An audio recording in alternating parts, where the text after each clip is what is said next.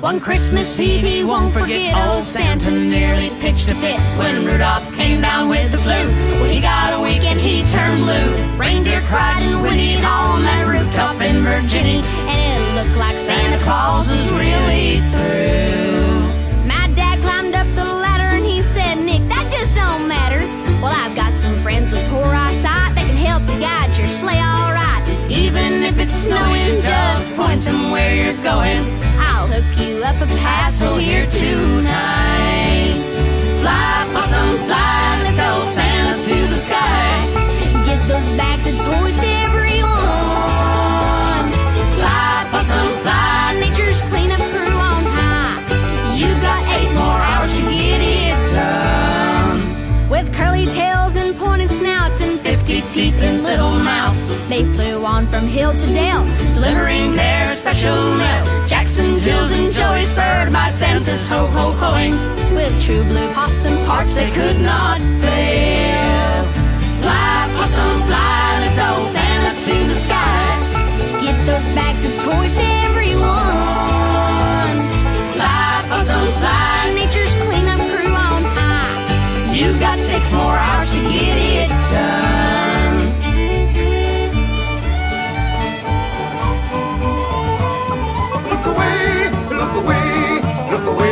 Dixieland, Dixieland, Dixieland, Dixieland, Dixieland,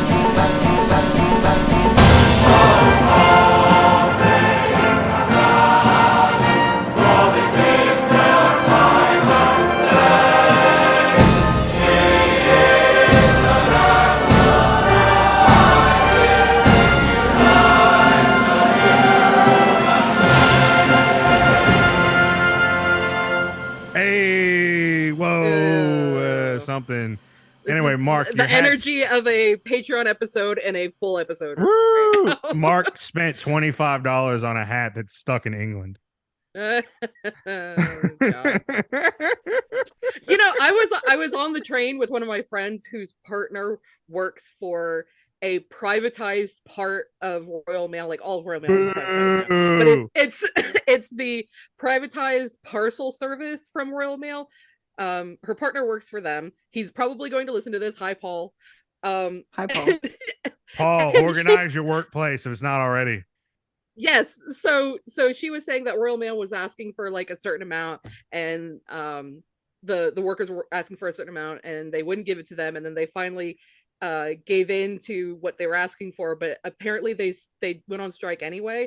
Now, I haven't looked up what the actual, like, if there was more to the requests than was acquiesced to. However, both of you guys get a union, because my friend was saying, like, when do I get to strike? Well, I know for a fact that you were put into a management position without getting a rise in pay. So get a union and get that fucking rise in pay. Oh man.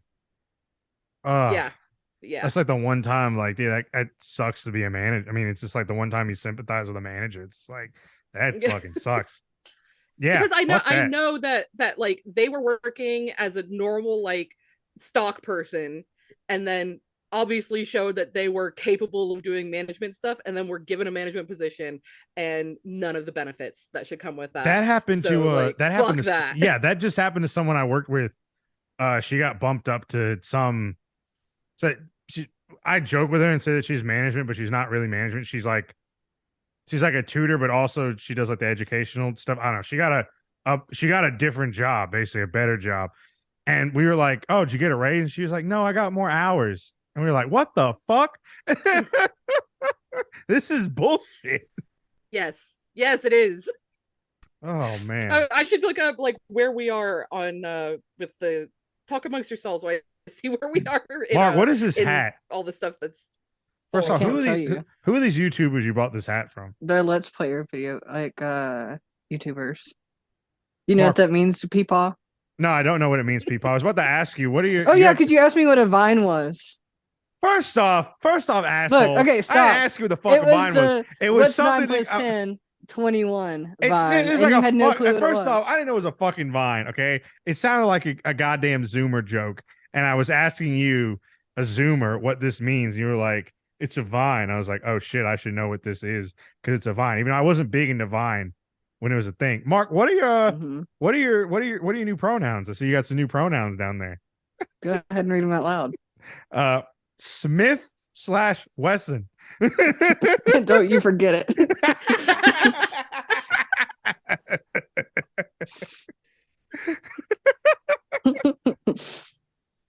I'm trying to blend in with my enemy. I'm telling you, you need the mullet, the hat, and the glasses. Just take on an early Kyler persona and you just blend right in. I don't know, man. I've seen some mullets walking around where I live recently, and maybe it's not a good look. We get you a Danger Ranger, get you a Ford Ranger. I know that truck. I ain't no stranger. I know that truck. That's a Ford fucking Ranger. Get you one of those Danger Rangers, you'll be set. There's a guy I know who has a Ford Ranger, and he poured hot oil into a plastic 5-gallon bucket. Oh yeah. So wait, can you please tell that story for our I audience? think I've told that on here before. This is a recap episode, so we could recap this story. Yeah, okay. Anybody who's unaware, this is the 2022 recap episode. Yeah, so there's this guy. Welcome to Dixieland, the Proletariat, or whatever the fuck. Are you gonna let me tell it or not? Tell the fucking story. Okay, I was at work. I worked at Chick-fil-A. It was awful. It's everything that you could imagine it was. We have seen this Chick-fil-A, and it is literally a trailer. There's mildew. There's mold. There's nowhere to stand. It's shipping containers put together. That was like, it's like that one soccer stadium in Qatar they made out of shipping containers. How many people died making this Chick-fil-A, Mark? I wish I died working there. And I would have haunted them. Yeah, I got yelled at for throwing away food that had been expired for 3 days. You haunt the place, and like one morning everyone gets in there and all their name tags have pronouns on them. That was pretty good, Nelson. Thank you. So yeah, he was cleaning out the fryer, and it's just full of hot oil. And so he's like, how do I get this from one place to the other? And he gets a pickle bucket and he starts emptying the hot oil into the pickle bucket. And then the bucket starts getting a little shorter and a little shorter. And then he's like, this is weird. And instead of shutting it off, he just watches the oil just seep out of the bottom into the floor. Just hot oil right where people are standing and making sandwiches and going back and forth in this little space. And it just goes all over the floor. And he just watches it. And our manager comes in. I wish we would have caught fire and then he'd put water on it and try to put it out. That would have been funny. That probably would have happened. Our manager comes in, looks at it, looks at everyone in the room, turns around, goes back into the office. How do you, like, at that point, you're like, what was the manager supposed to do? But like, as a manager, what do you even say at that point? What can you say that will correct the situation? At Chick-fil-A, you pray for them. You say a prayer for thoughts them. And prayers. Thoughts and prayers. The buildings go back going up in smoke. Thoughts and prayers. Yeah.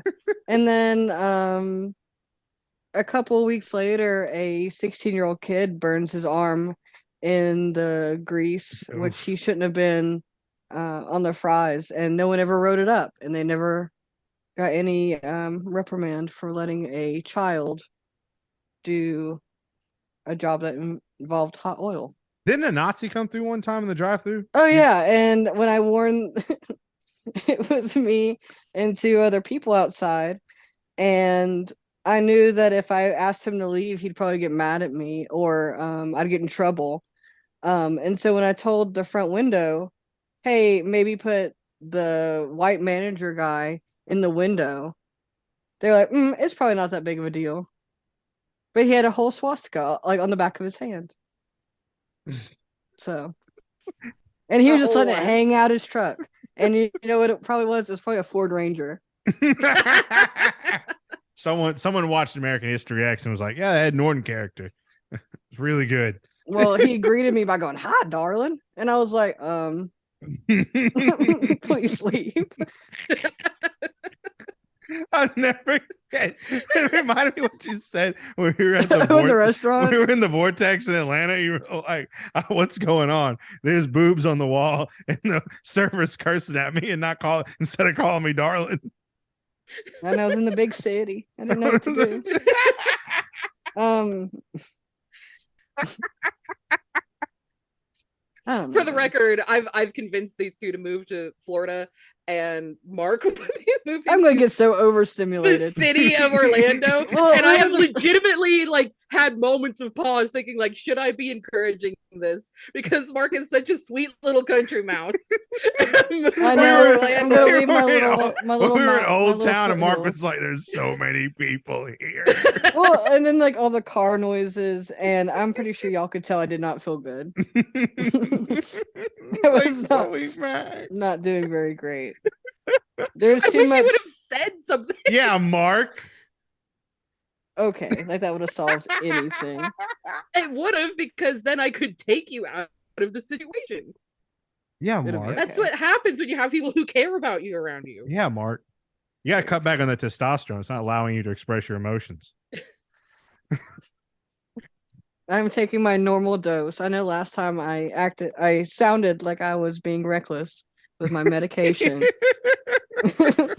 So we had a moment in the chat earlier this week where Mark said that somebody cut them off in traffic, and that was their like rage moment.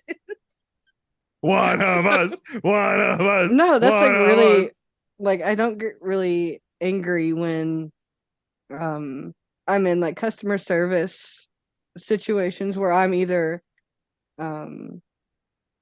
doing the service for another person or something's not going right for me. But traffic, I don't know. I just can't stand it. It's like I don't know why. Like, this is why we need to get your truck. oh yeah, and we gotta. Well, is there a Are they gonna give me a fine if I take the muffler off my truck in Florida? No, it's Florida.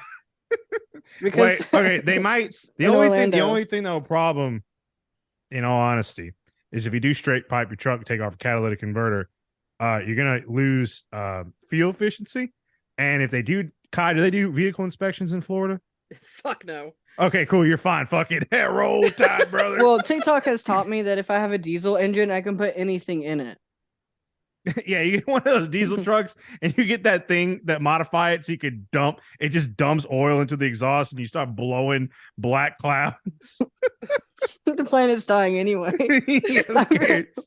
You be like that one. You be like This that is one. for You have that every one paper kid. straw I have ever used.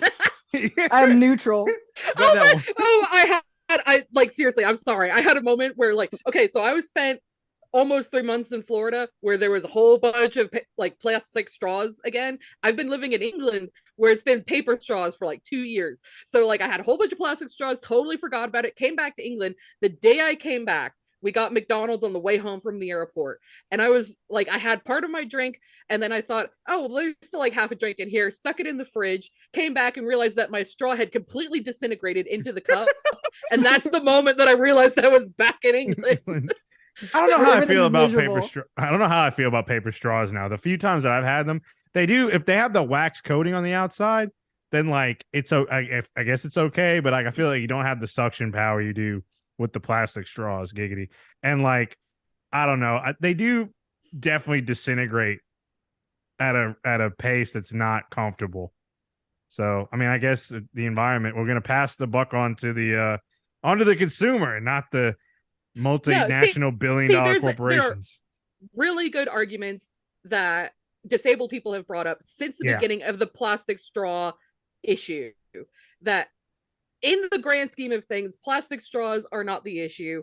It is, one, how we propose to deal with our waste as humans, and two, how we see accessibility as a non-issue for anybody who might need to use a plastic straw, who would have issues asking for a plastic straw, for people who possibly need to have a drink all the time and a paper straw just fucking disintegrates, for people that say that you should be using metal straws. Like there are people that don't have the kind of muscle acuity, the kind of control to wash metal straws. So is everybody like just gonna go wash the metal straws for their disabled friends?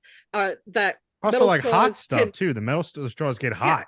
Yeah, the metal straws can also cause issues for people that have involuntary movements and knock it against their teeth. There's issues with the plastic straws, like the hard plastic straws that you buy like to keep in your house. Like those, again, those require washing that some people are not able to do by themselves. The plastic straws are not the problem. This is an accessibility issue. Stop. Like that one picture of the turtle is really fucking sad. That is an issue for waste disposal, not the use of an accessible option. And I'm going to die on this hill with my disabled friends and myself, because I get really fucking angry when you order a large drink and you're in a restaurant, you have a large drink, and by the end of the meal, when you're trying to finish your drink, the straw is fucking gone. Like there's that, and then there's all of these issues that these people have brought up that are real, true issues that people just need for a living. Shut the fuck up, Nelson. You're going Super Saiyan.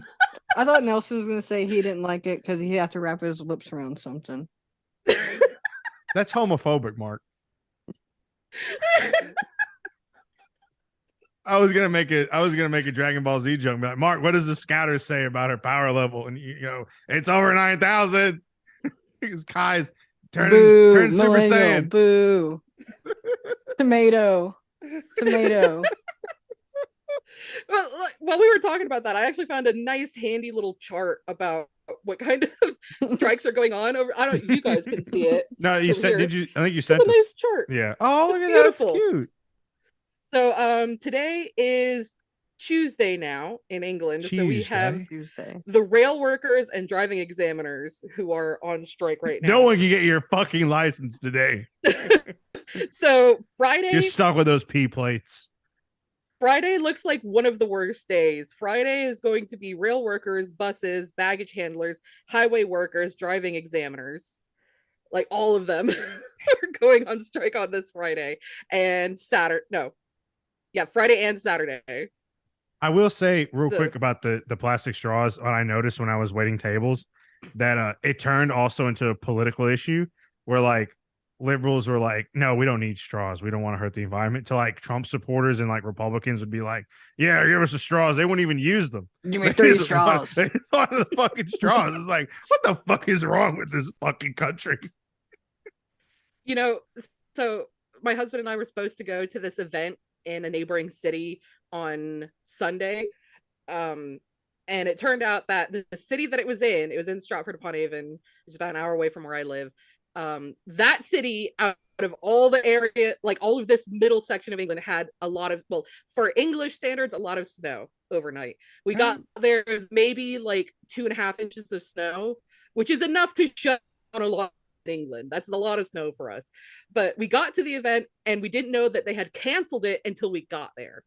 So like we got there, I was really pretty upset because like I had planned a whole bunch of stuff for us to do. It was supposed to be like this really nice Christmassy day out. And so we kind of like, we tried to find someplace to eat. Everything was full because there's all of these tourists trying to find something to do once they've gotten to the city and found out that it was closed. So we ended up like, it took us a long time to find some place to like sit down and have something to eat. So we did that. And while we were doing that, I was on the Facebook page for this because I had originally seen it through a Facebook event. And I saw that 4 hours before we got there, the organizers had posted an announcement that they had canceled it for the day. And like, I was really pretty upset. Like I was like angry by the time I got to this place. And then I realized that all of the comments in here are British boomers talking about how this is a health and safety bloody one again. And, you know, this is so stupid. If it was like this, if they canceled everything for a bit of snow in Germany, what would all this like British boomers like talking points? And I realized that if I'm angry about this, I will very easily sound like them, and I don't want to be that.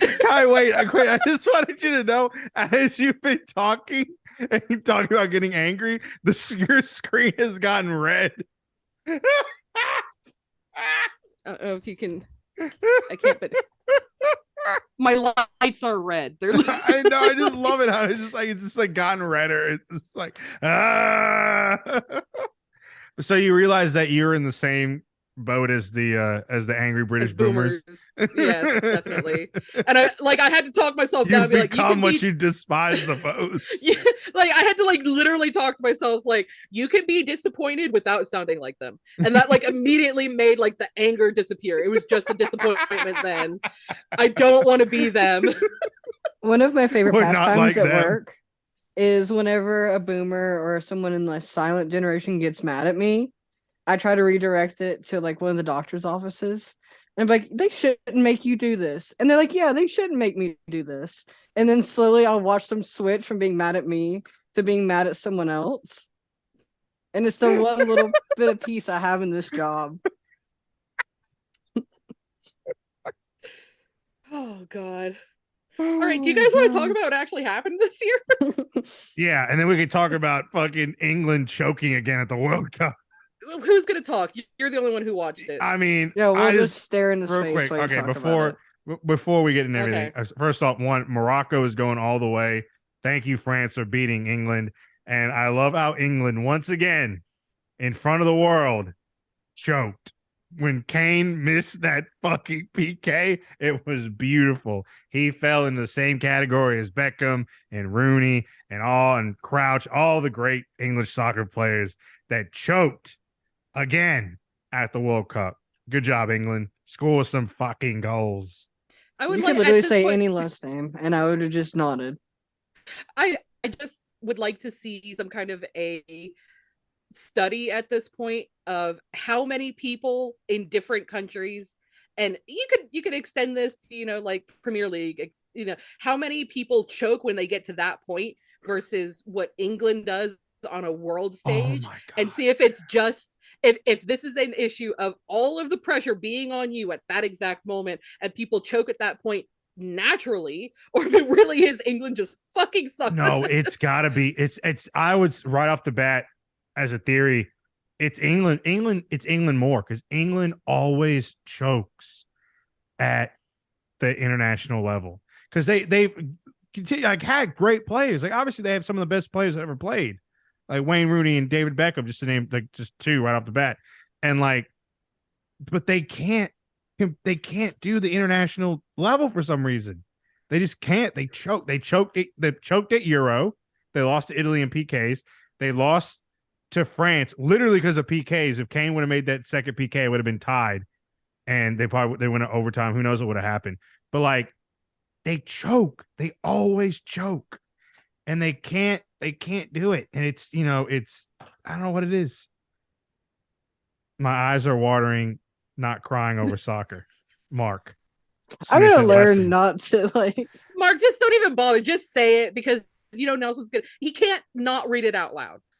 Now, if it was something serious, I wouldn't. But it's Mark just trying to be like, I'm not crying over soccer. There's no crying in baseball. But yeah, I hope Morocco goes all the way. I want it to be Morocco versus Argentina, and I want Morocco to beat Argentina because I want to watch Messi cry like Ronaldo cried. So that's that. Okay, we're moving on. I would give you a thumbs up, but the audience can't see it, so I will just state the fact that I would give you a thumbs up Thank you, in Mark. response to what you said. Thank you for sharing. Damn it. Thank you for sharing, Mark. Thank you for your thoughts. Thank you, Mark. So Please clap. I did actually try. Oh no, we lost Kai. Kai, you froze in the best image ever. Please repeat what you said. I was trying to say that I tried to do some research for this. However, my laptop is acting like shit, so I'm having to only access what I can through my phone. So this is going to be some fly by the ass of our pants shit. Let's do it. So the first historic event that's of any interest to me, we have January 3rd. Do y'all remember Elizabeth Holmes?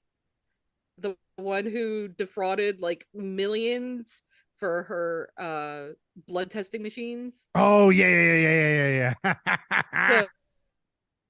So, founder of blood testing startup Theranos, is found guilty on 4 counts of fraud in San Jose, California. So that's January 3rd of 2022.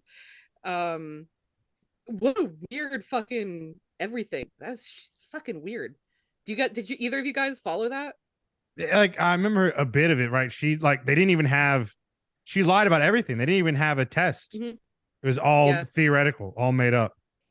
So she said that she was going to create a machine that she called the Edison, which is hilarious because Edison stole everything. Like she was going to make this machine that was called the Edison that could test for it was some ridiculous number, 70 different bloodborne illnesses, 70 different things that you can test through blood and illnesses, etc., with 1 drop of blood, which is fucking impossible. But she basically went to Silicon Valley and got so many tech nerds just were so enamored with her, and her basically, it was a confidence job. It was her confidence that was selling this. I think even former President Bill Clinton was part of her funding for this. We all know why he wanted. We all know why Uncle Billy that's another part of this, is that this is this weird kind of cachet that a woman has in such a masculine area. Yes, it is. Let me tell you, she came to Uncle Billy. She said, "Bill, I got this machine." I don't know, my heart's not healthy enough for sexual activity anymore. So I said, "I'll throw some money at you, darling." I gave her all my money. It turned out it was false. It wasn't real. Okay. My fight or flight activated. Mark, I've told several people about that the parking lot in the hotel story with the F/G in your joke, and they all fucking die laughing. They're like, Yeah, you Mark's just love- hilarious. You're I can't say it, but here's this joke. Shut up. You're funny, is what we're getting at. We're all funny, but you're definitely top tier funny, Mark. I being second and me being the least funny. Oh no, I fully understand that I am the least funny on here. I don't have it in me to be I'm awkwardly funny. Actually funny. You try to be funny. I'm funny because I get angry about things and people find that funny. Yes. It's the best. Kai's Kai, you're like the Lewis Black of indigenous comedy. You just get mad at shit, be like, these motherfucking straws. Let me tell you what. These fucking white people at the powwow selling us paper straws. This is bullshit. I've been to his shows. I went to one of his shows. Geez, I think 14 years ago in Tampa. Oh my god, yes. All right, I'm glad you got the reference because not a lot of people know Lewis Black. It's great. Oh my god, I used to be such a stand-up comedy nerd. We could talk about that some other time. Oh my god, yes. Kai's favorite thing is the most canceled thing ever. It is, yeah. That was a harsh learning curve. Very harsh learning curve. Yeah, holy shit. Okay, so I have January 4th. Canadian government announces US $31.5 billion settlement to fix and compensate for Indigenous child welfare system, largest in its history. How much you want to guess that this is never really going to come to fruition? No, definitely 100%. $0 will be given. All the money will go to another research thing that will never actually go to people. Yeah. So, okay, January 7th, this is the one I really wanted to get to because I don't remember hearing about this. It's January stuff they 7th. don't want you to know. January 7th, first successful transplant of a pig's heart into a human when genetically modified pig's heart inserted into a 53-year-old man in Baltimore, Maryland. Please tell me it's I don't Dick remember Cheney. hearing about this. Please tell me it's Dick Yeah, Cheney. he died too, I think, afterwards. Okay, it wasn't Dick Cheney. Dick Cheney is way older than 53. Yeah. There is In a pig citation years. here. Let's see what it says. Oh shit. And pig ears. Oh my god. Okay, I got my pig heart. Link me to the New York Times, and obviously the New York Times is such a shit about anybody trying to access anything on there. So. Democracy dies behind a paywall. Someone made a really good point that Washington Post, New York Times, all these liberal, even left of center news stuff all have a paywall. But if you go to the Daily Wire or the Daily Stormer or like right wing, like straight up Nazi shit, it's all free. Like Breitbart, Daily Wire, all that crap is no paywall. And it was like, you wonder why people are inundated by reactionary bullshit. It's because it's free. Yeah, that doesn't track for this country because our like liberal standards, like the liberal standards of news, are all free because I use them constantly when we do our after darks. What's the conservative one in the UK again? The one that's like banned in Liverpool, like they refuse to. The Daily Mail. Yeah, they refuse to sell it in Liverpool. I think the Daily Mail and the Sun are the two that you should not. Never ever, if you guys are looking at any UK news, if you see it's linking to the Daily Mail or the Sun, fucking don't go there. Find someone else. It's the Sun. It's literally like they refuse to sell it in Liverpool or some shit. Since like Margaret Thatcher, they just like refuse. Nice. January 7th, 3 men convicted in the murdering of black jogger Ahmaud Arbery in February of 2020. So that, like, I remember talking about that on the show, that was like a moment, was like, holy shit, they actually were found guilty. Yeah, they got life in prison too, and they got federal hate crime charges. So they're gonna be in prison forever. They ain't never getting out. But yeah, like that was one of the moments that stick out from the early part of the year for me, because like America was so used to watching these horrible trials happen and be like, oh no, but there's like a reason why we can't actually convict them, and then it's like, no, look, it actually happened this time. And it took a whole bunch of white people, and it took catching it literally on camera for it to like actually happen. So what do we got next here? The Russian invasion of Ukraine was like February. Oh, we still got a month. I'm getting there. So we have January 12th, UK Prime Minister Boris Johnson admits he attended a bring your own booze staff party in May 2020. The beginning of the country's end. First lockdown. The sentient haystack admitted what he did, and it still took like 10 months to get him out. The beginning of the end, pro Bojo. Another tasty morsel from Britain. Britain's Prince Andrew stripped of his military titles and royal patronages by Buckingham Palace amid continuing sexual assault allegations. Can't. Lord Mountbatten. Boom. Someone get Prince Andrew on a boat in Ireland. So it'll sink. So it'll blow it up. It's a deep cut for this. we got 18 in Mountbatten. Please talk amongst yourselves while I find we got a boat ride for you, Prince Andrew. Mac. I had such a long day. This lady brought a Chihuahua puppy in, and we were debating whether, because if it's a service animal, one, I'm not going to ask them to leave because, duh. But my coworkers are weirdly, like, anxious about, like, deciding. Did you hear Mia bark? Oh no, I got black eyes. And then she had me talking about another small dog. Like a dog's eyes. This fucking demonic dog. No, but it was like a Chihuahua puppy, and I was like, that is not a service dog. And they're like, oh, well, what if it is? And it's like shaking and like licking everything. And it's disgusting. Just a little rat of a dog. They really are gross. I just like eye crust. I just can't. Shaking. Oh my god, being like harshing my vibe. I'm trying to work. I'll never forget. Kai, you described it so well. I could see it. I could see this image like of you. I have to live with it. Opening the door. She bites me. Opening the door and you just seeing this dog, this white little poodle with this. She's not a poodle. What is she? She's a Bichon Frise, yeah? Yes.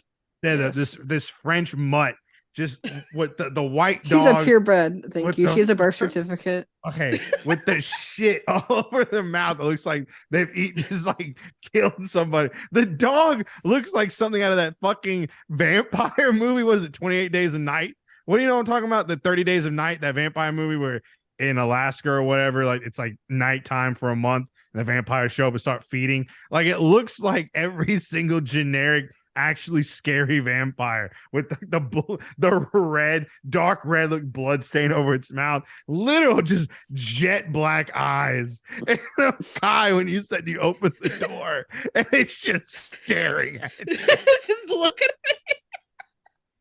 I love the theme of the thing. Is like, it's got black eyes, lifeless eyes, like a doll's eyes, until it bites you and those black eyes roll back white. It's fucking great.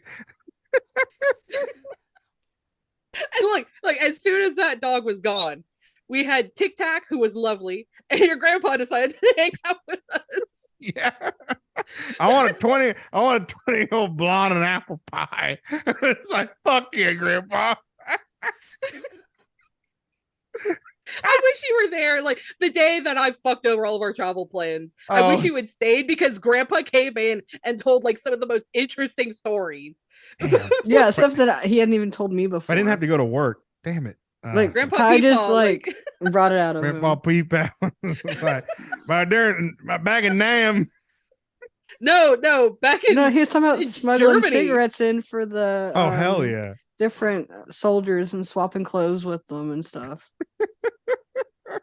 Yeah, he like so for a little bit of context, Mark's Peepaw, Poppy, as I was call in- him. was a army prison guard in Germany in the 60s and like guarded several of the Nazi war criminals who were in Germany.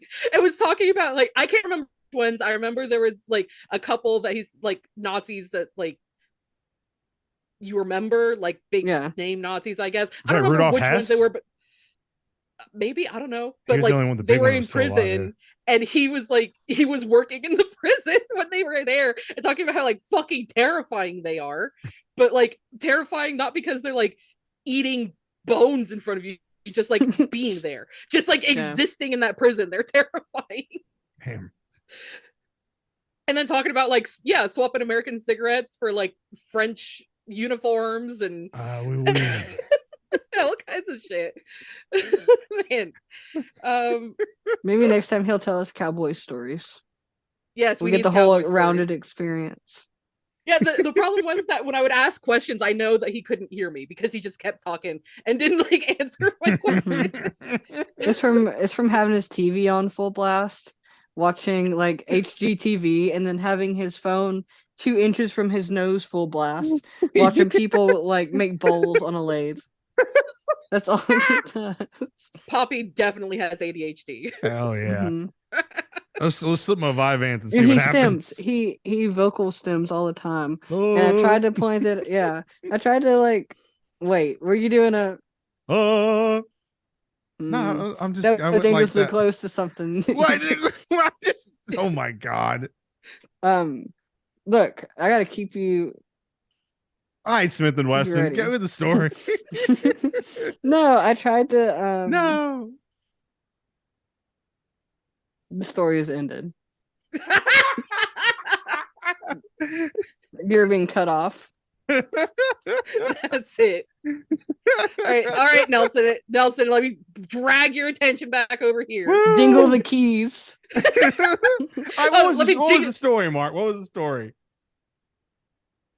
It's not even really a story. Now there's all this build up, so I have to come up with something more interesting. What were than you I was talking gonna about? I say. forgot.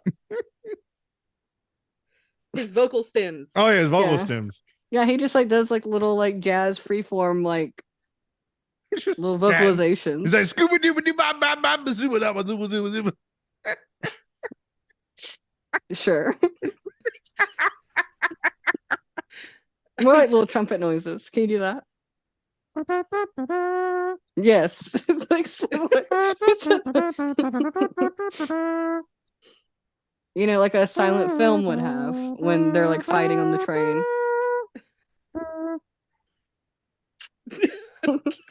Can you do taps? Is that what you're gonna do?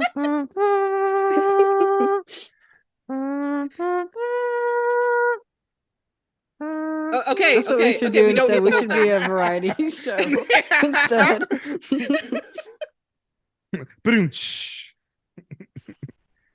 All right, that Johnny Carson bit with the fucking envelope. We're into February now. February is when we started the Russian invasion of Ukraine. February 7th is when they first started like talking about it. And actually February 7th is the same day that French President Emmanuel Macron met with Vladimir Putin while the Russian troops were gathering on the border of Ukraine. Why, Putin, you doing this? Please do not do it. It's not like they how you say African.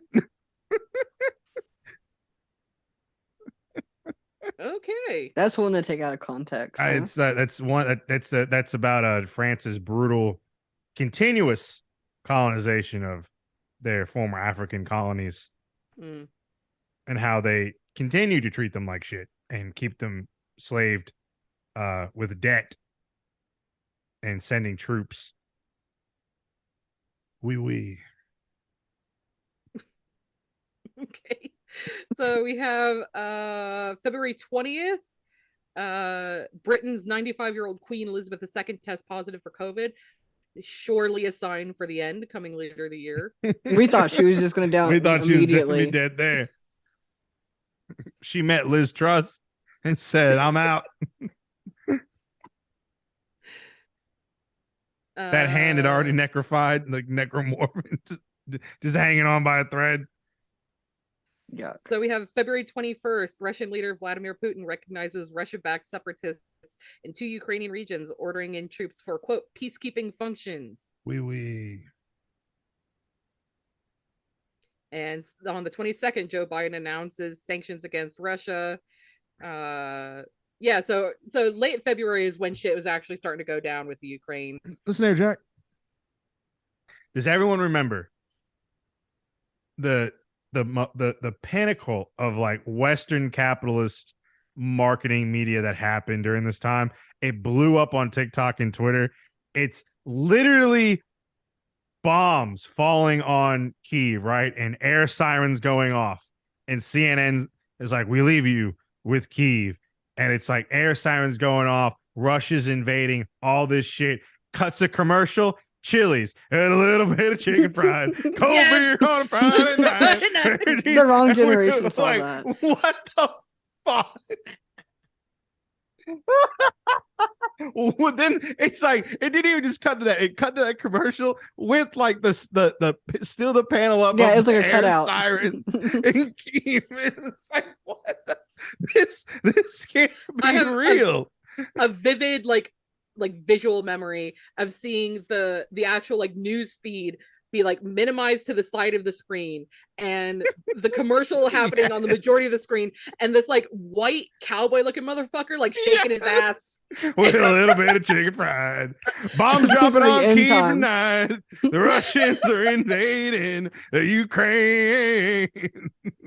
I mean, this was just such a weird fucking such an American moment where you have that literally happening on TV, Crazy. But then like all of like so many Americans suddenly, 1, had to learn that Ukraine is a country, 2, where it is, 3, everybody had Ukrainian flags. Fucking everybody. Oh my god. People who could not explain what was actually happening had Ukrainian flags on fucking everything. Then everyone became an expert on NATO overnight. Overnight. Just out of fucking nowhere. There's dang on Zelensky, dang on NATO, Ukraine can go to war, dang on Irakistan. Woo! It's like, and then we had like the national conversation of can Ukrainians be anti-Semitic when their leader is Jewish? And then there's literally like fucking those like Nazi motherfuckers. Literal Nazis. They like literally had to like the best thing ever is like when you see like NATO or like someone like you on TV, like they'll like post images and you'll see motherfuckers flying swastikas, or you'll see them flying the black and red flag that's like the Banderas, who was like a Nazi collaborator, like anti-Semitic fucking Nazi Ukrainian nationalist who committed atrocities against Jewish people in Ukraine. Like the best is NATO posted this in honor of like International Women's Day. We honor the women fighting in Ukraine, and they had to take it down because one of the women on her flag vest had the goddamn black sun, the neo-Nazi fucking symbol on her fucking plate carrier. Everyone was like, you should check that patch on her plate carrier. And NATO was like, delete tweet. And so many screenshots. Blonde hair, blue eye, Ukrainian darling. Girl boss. The girl boss gatekeep, gaslight Nazi with the fucking black rotating sun on her fucking flak jacket. You gotta be fucking kidding me. For the record, because anybody's going to take this chance to do it, that Ukraine is a massive fucking country with a lot of Jewish people and also a lot of fucking anti-Semites and racists. Yeah, that it's just like all America. of them exist in the same country. You don't have to say like the whole country is one thing or another. Here we go. Can America still be racist even though they elected a black president? Yes. Yeah, exactly. Exactly that. Can Ukraine still have an anti-Semitism problem with a Jewish president? Yes. I mean, Jesus fucking Christ. Oh god. I hate how people can just like nothing means anything anymore. Like people are like, oh, I'm sure that's just a coincidence. That's what I saw a lot. Was, oh, I'm sure that's not actually Nazi propaganda. I'm sure that's not actually symbolism. Just blinders. Just because, ooh, Russia bad. The amount of times that I've had to the amount of times I've had to come into the chat and be like, can I get a white supremacy check on this thing that I saw while walking around in Florida? Yeah. Like, yes, it does mean something. We have to ask this all the time. Oh my god. So also, before anyone says anything that listens to this, we are an anti-war podcast. Okay, war sucks and should not happen. And 99.9% of all global conflicts could be solved through diplomacy. But no, people want to make fucking money, and that's why war is happening. And imperialism and colonization is a bitch. And like it's literally much more nuanced than Russia bad, Ukraine good. Like, let's just before anyone's like, because it's such a toxic fucking debate online that like I've personally, and I don't want to speak for my co-host, but we're probably all in the same boat, that war is bad and it shouldn't happen. And you can be anti-war, and in this whole in this war going on, you could just say war is bad. This could have been talked out. You don't have to pick a side. It's like World War I. Some of you motherfuckers would have fucking picked a side in World War I instead of just like, hey, this war's stupid. It shouldn't happen. Just like this war right now between Russia and Ukraine. It's stupid and it shouldn't happen. Spoken from the mouths of millennials who were traumatized by the Iraq War early in our lives. That's one of my viral TikToks was something like that. And it was Boris Johnson saying, we will defend blah, blah, blah. And I was just like, millennials having PTSD flashbacks from the invasion of Iraq. It's like, no, not again. Not again. So in the news, we're moving on to March. I have several things, all of which are bad. Woo! March 7th, global death toll from COVID-19 passes 6 million, according to Johns Hopkins figures, with 57% of the world's population fully vaccinated. So no, COVID is not over. Yes, most people are acting like we're getting on with life at this point because we're kind of forced to at this point. But yes, COVID definitely was not over in March. It's still not over now. Please still wash your fucking hands. Get and not vaccinated. to be a downer, but people still come in to where I work at a clinic, and I'll see them and they'll have COVID in their chart, and then a couple weeks later they will stop coming in. So it's still just as bad, and it's still vulnerable people getting hurt because people aren't doing what they're supposed to. Yeah, like I get text messages from the NHS. So the NHS rolls out the vaccinations and the boosters based on which need group you're in. And I am in, I think it's the second or the third group. It's people with higher risk factors. So I think it's like people who are very, very old and very, very sick are the first group. And then there might be a group between there and me. And then I'm like in the third group or second group. And then after that, it's by how old you are.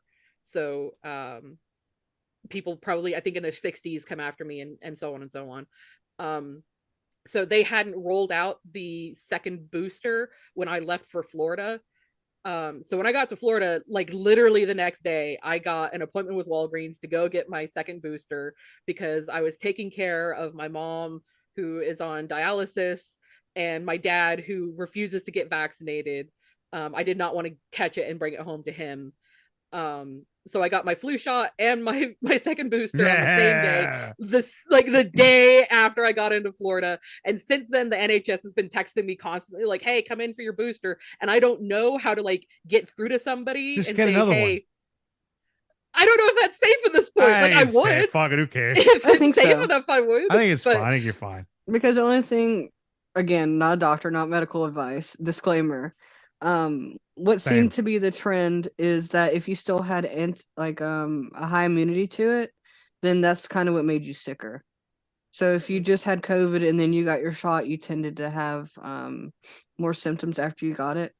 But if you wait long enough, like at work, if someone was out with it and then came back and had to get it to continue working there, they had to wait a couple of weeks in order to get it. So as long as you're not sick, it should be perfectly fine if you don't have reactions. I might have to like, I've actually gotten another text from my local doctor's office saying like, don't come in unless you are deathly fucking ill, because they are close to capacity with the amount of flu and also strep coming into the offices right now. So I've told Adam, like, unless I am on death's doorstep, do not take me to the doctor's office. But yeah, they've been like constantly texting me like, "Hey, come in for." I'm also entitled to a free flu vaccination in the UK.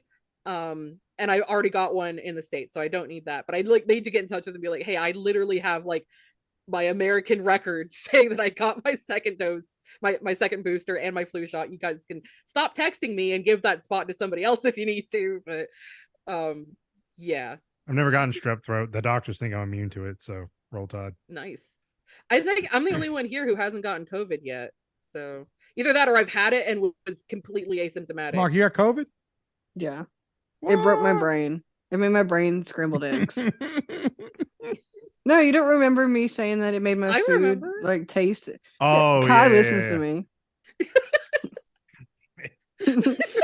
I love my son, okay? Your timing is perfect. It made my food and like Fuck off. I love other our stuff son. taste and smell bad. Like it smelled like gasoline and like rotten food, and I couldn't eat chicken. Jesus. No, I'm being for real, and I still can't drink Coke. But meat's kind of gone back. It's done enough to where like I have like a little mental thing when I eat chicken now. Because chicken did it the most. And so I kind of pause and have to eat like a little tiny taste of it first, and then I can eat chicken. But I still can't drink Coke. It just tastes like chemicals. I mean, it is chemicals, but it tastes like bad chemicals, not We should sugar do that. We should and do a blind dopamine test response. to see. We should see, like, we should really just do a double blind. We should do a blind test to see if it's psychosomatic or it's actually. It probably, well, a little bit of both, probably. That's most things can be explained like that with psychology. Yeah. Is it learned? Is it actually like physical? It's probably both. Yeah, because me being like, oh no, this is chicken, when I look at it, is like also setting me up to expect it to be bad. And like, how do you like feed somebody chicken without them feeling that it's chicken? Yeah. Like, exactly. Yeah. See, this is what my fucking anxiety has led me to, is that I can like think of like studies and think of all the ways to break it. I'm just shocked. My dad, my uncle, and my cousin all anti-vaxxed, anti-vax Trump. I don't think my uncle and my cousin got tested and they like tested positive for COVID. And like, oh, we have COVID. My dad refuses to even get tested because apparently there's some conspiracy with the test. So he just thinks he has a sinus They're gonna infection. put robots up there. Yeah, some shit like that. On the end of the Q-tip. Yeah, you had COVID, Dad. Like your brother and your nephew have COVID. You have COVID. I remember sinus infection. I was like, yeah, that's what it felt like when I had COVID. Really bad sinus infection and cough. Regardless, somehow he's still alive. And I think he's immortal. And I think y'all. He's not finished yet. I think that Catholicism might actually be correct. Because there's no other way that this man who has congestive heart failure, who is overweight, has congestive heart failure, who's going to be 70 years old, got COVID and lived. The only thing keeping his heart pumping is that pacemaker. There's no natural electric signals to his heart. The doctor is like, the only thing keeping your heart pumping is his pacemaker. And somehow he has survived COVID. I'm thinking God's real and he's a Catholic. And I'm thinking all those rosaries that he said have somehow built up immunity to COVID. It's just crazy that we're just meat and electricity. I am joking. Kai, I'm joking. I'm joking. The only thing that I'm thinking of right now is like, well, if Catholicism is true, I have definitely broken lots of commandments at this point, and I would rather go to hell than go to heaven. If I run to a confession booth right now, does it undo everything I've ever done? Yes. Or do I have to sit there and try to remember every single little thing? I'm also you get your last right. Just get your last right. And then I'll bore the priest to death, and that's another one on top of it. Yeah, I could have been Mark. You just in confession, just telling the priest everything, just like spilling out everything, and just like rambling and talking. I ran over a squirrel, and then I cut someone off in traffic, and then I accidentally didn't scan this can at the bottom of my buggy at Walmart, and I just stole it. And just like I didn't put my buggy back in the corral. I rolled through the stop sign that no one stops at. This is an entire day for like years and years. There's a screen up. There's a screen up, and this priest is like, "Little boy, it's okay." And you're like, "Yeah, we'll go with that." I'm thinking of a very progressive priest. Right at the end of my trip in Florida, I went to an antique center and I was looking at a cabinet where they had a bunch of pocket knives, and I wanted to buy a couple of them. And the lady came over and said, like, "Oh yeah, this seller, he's got this rosary in here, and he's not really into selling like religious stuff. So he said that anybody that spends more than $10 can have the rosary for free." It was waiting for you. So now I have this, like, it's probably from the 60s, like plastic bead rosary that somebody wore the heck out of. Like all of the metal is like corroded and kind of rubbed and everything. So maybe that's enough to like fucking save me at this point. I don't know. But I did try to do you want me to hiss, Nelson? Yeah. Hey, nomine Patri et Filii Spiritus Sancti. Because this is an audio format, he's waving his rosary at us. It's an odd thing. I don't have any religious paraphernalia near me. I'm having like generational flashbacks of all the fucking Jesuits showing up on Mohawk land. All right. Okay. March 7th, same day as the Johns Hopkins things came out. UN refugee agency says Russian invasion of Ukraine has now led to 1.7 million people fleeing the country, and civilian deaths recorded 406. This is on March 7th, about a month after the rumblings became actual things happening in Ukraine. And a little bit of chicken fried. Come here on Friday night. This is hell. This is actually hell. It's just hell. Nelson's ADHD. The tables have turned. March 8th, Florida Senate passes controversial parental rights and education bill known as the Don't Say Gay bill, restricting teachers from discussing gender identity.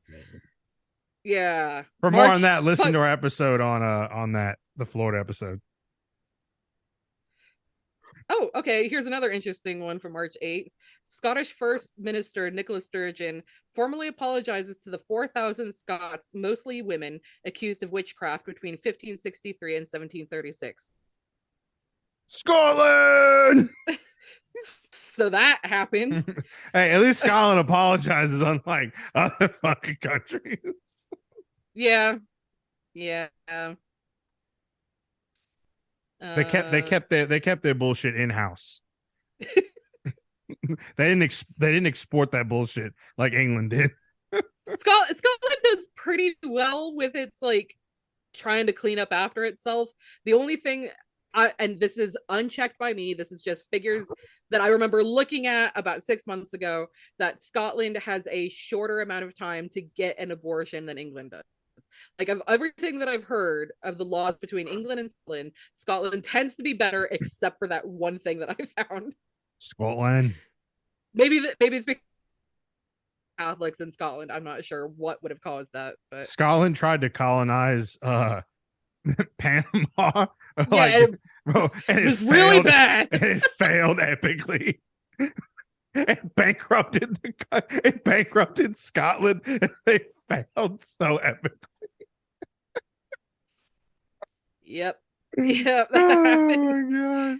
I mean, Scotland was used as a pawn by England to colonize Ireland. Yeah, that did stick there.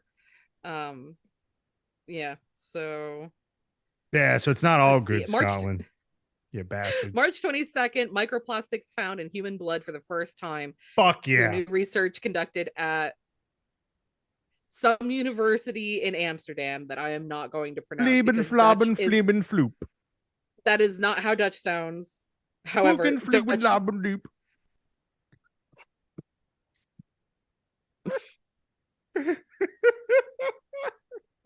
I'm, you know, after what they did to South Africa.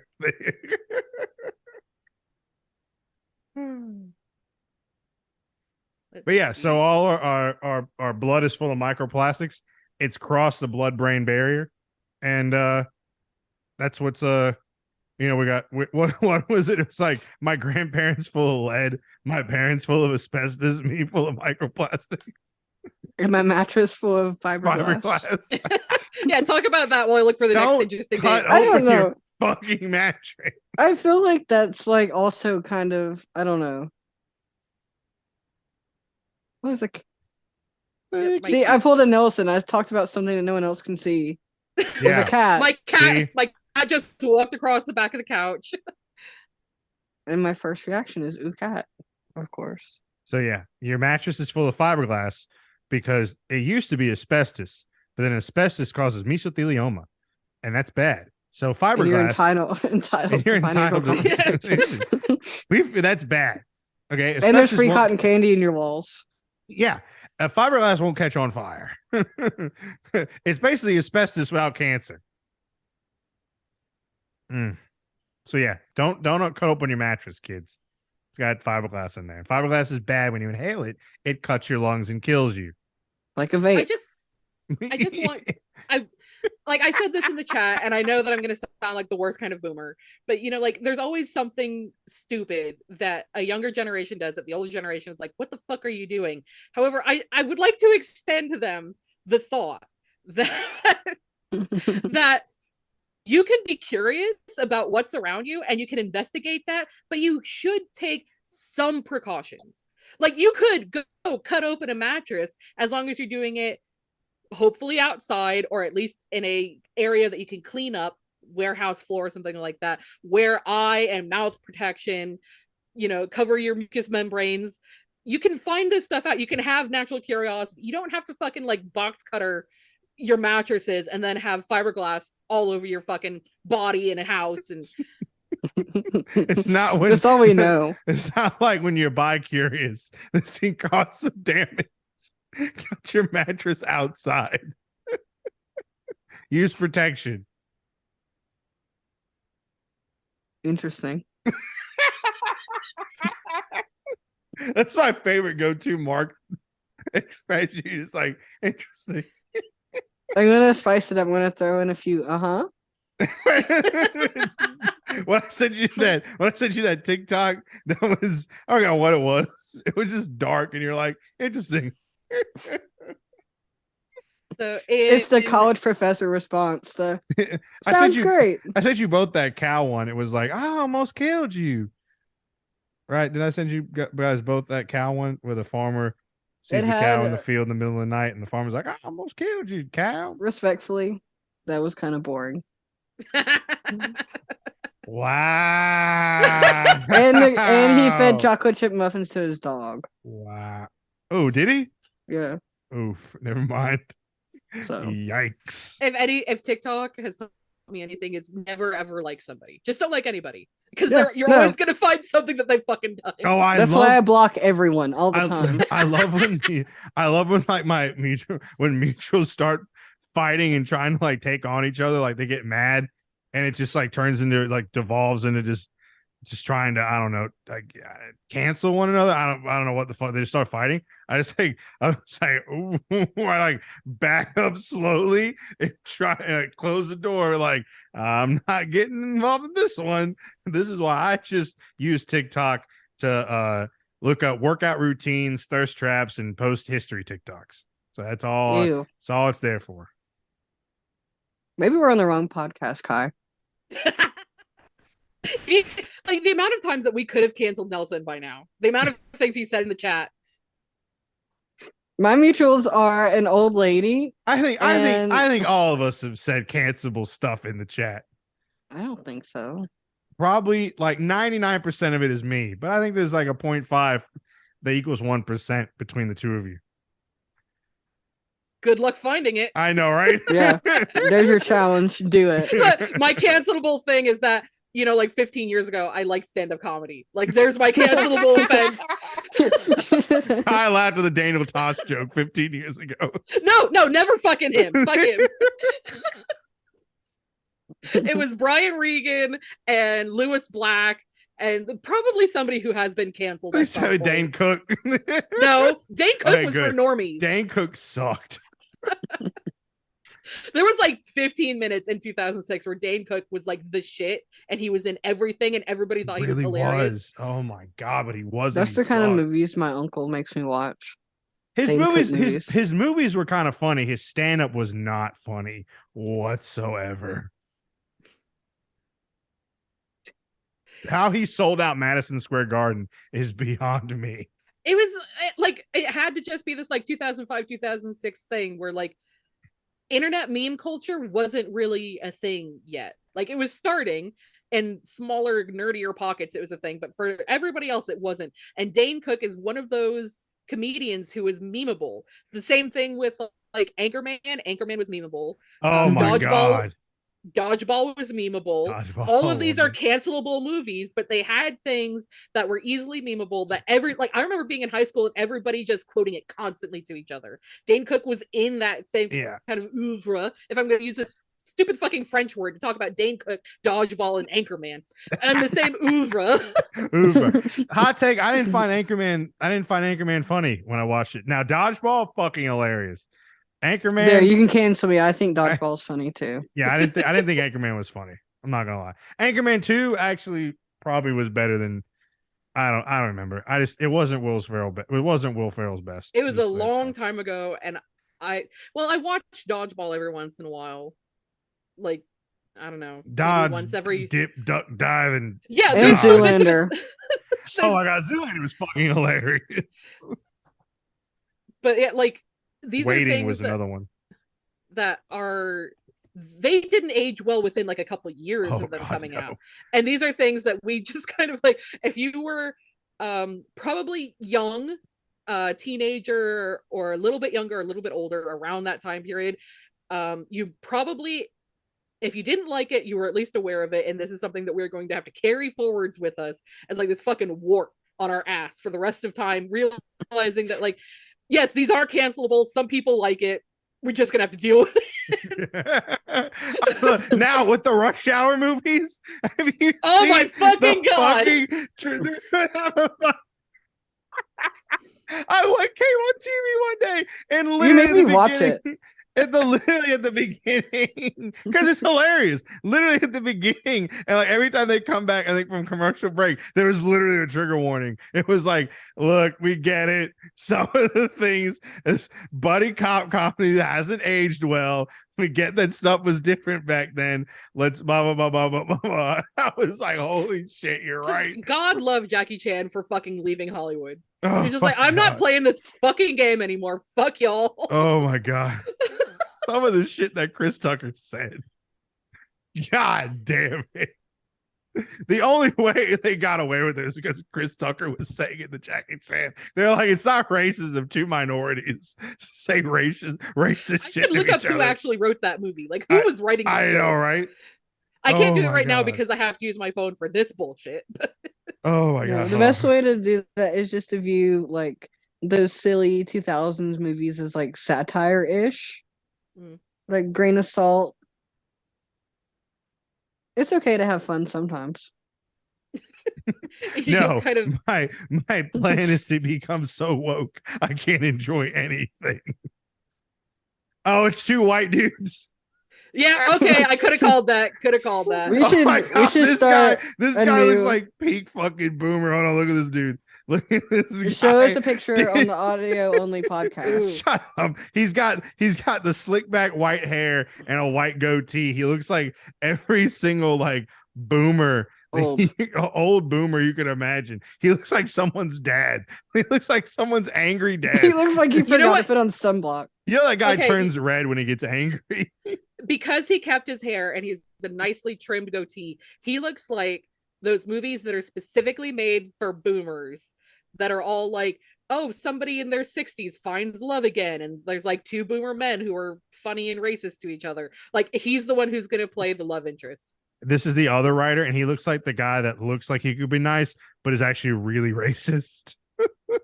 Looks like a math teacher. I mean, Yeah, he he does. looks like the racist teacher. It's like, they say it. Why can't I say it? Sir, this is calculus. All of the We word should- problems are like really racist, but you can't explain how. I thought you people were good at math. It's like, whoa. Just talking about how girls can't do math. And Oh my god. all We right, should start a spin-off podcast where we see it's like it's gonna be called Two Men, and we're gonna go through a movie and see who directed it after we watch it. That could be an after dark. That'd be a really funny after dark. Oh, man. in our recap, we're in April. We have April 17th. Alex Jones's companies, including website InfoWars, files for bankruptcy in the U.S. after losing defamation suits filed by families of the Sandy Hook massacre, which he called a hoax. Fucking good. However, they did choose like the one picture of Alex Jones where he doesn't look like an extremely overcooked ham. Holy Nope. shit. Let's Hold see, on. it's too bright. It won't do it. Oh, He's okay, not honey yeah. glazed, so we can't see him. Like every time I see him, he looks like, you know how ham turns kind of like red on the outside? Yeah. Where he's smoked. He looks like that. Yeah. Oh.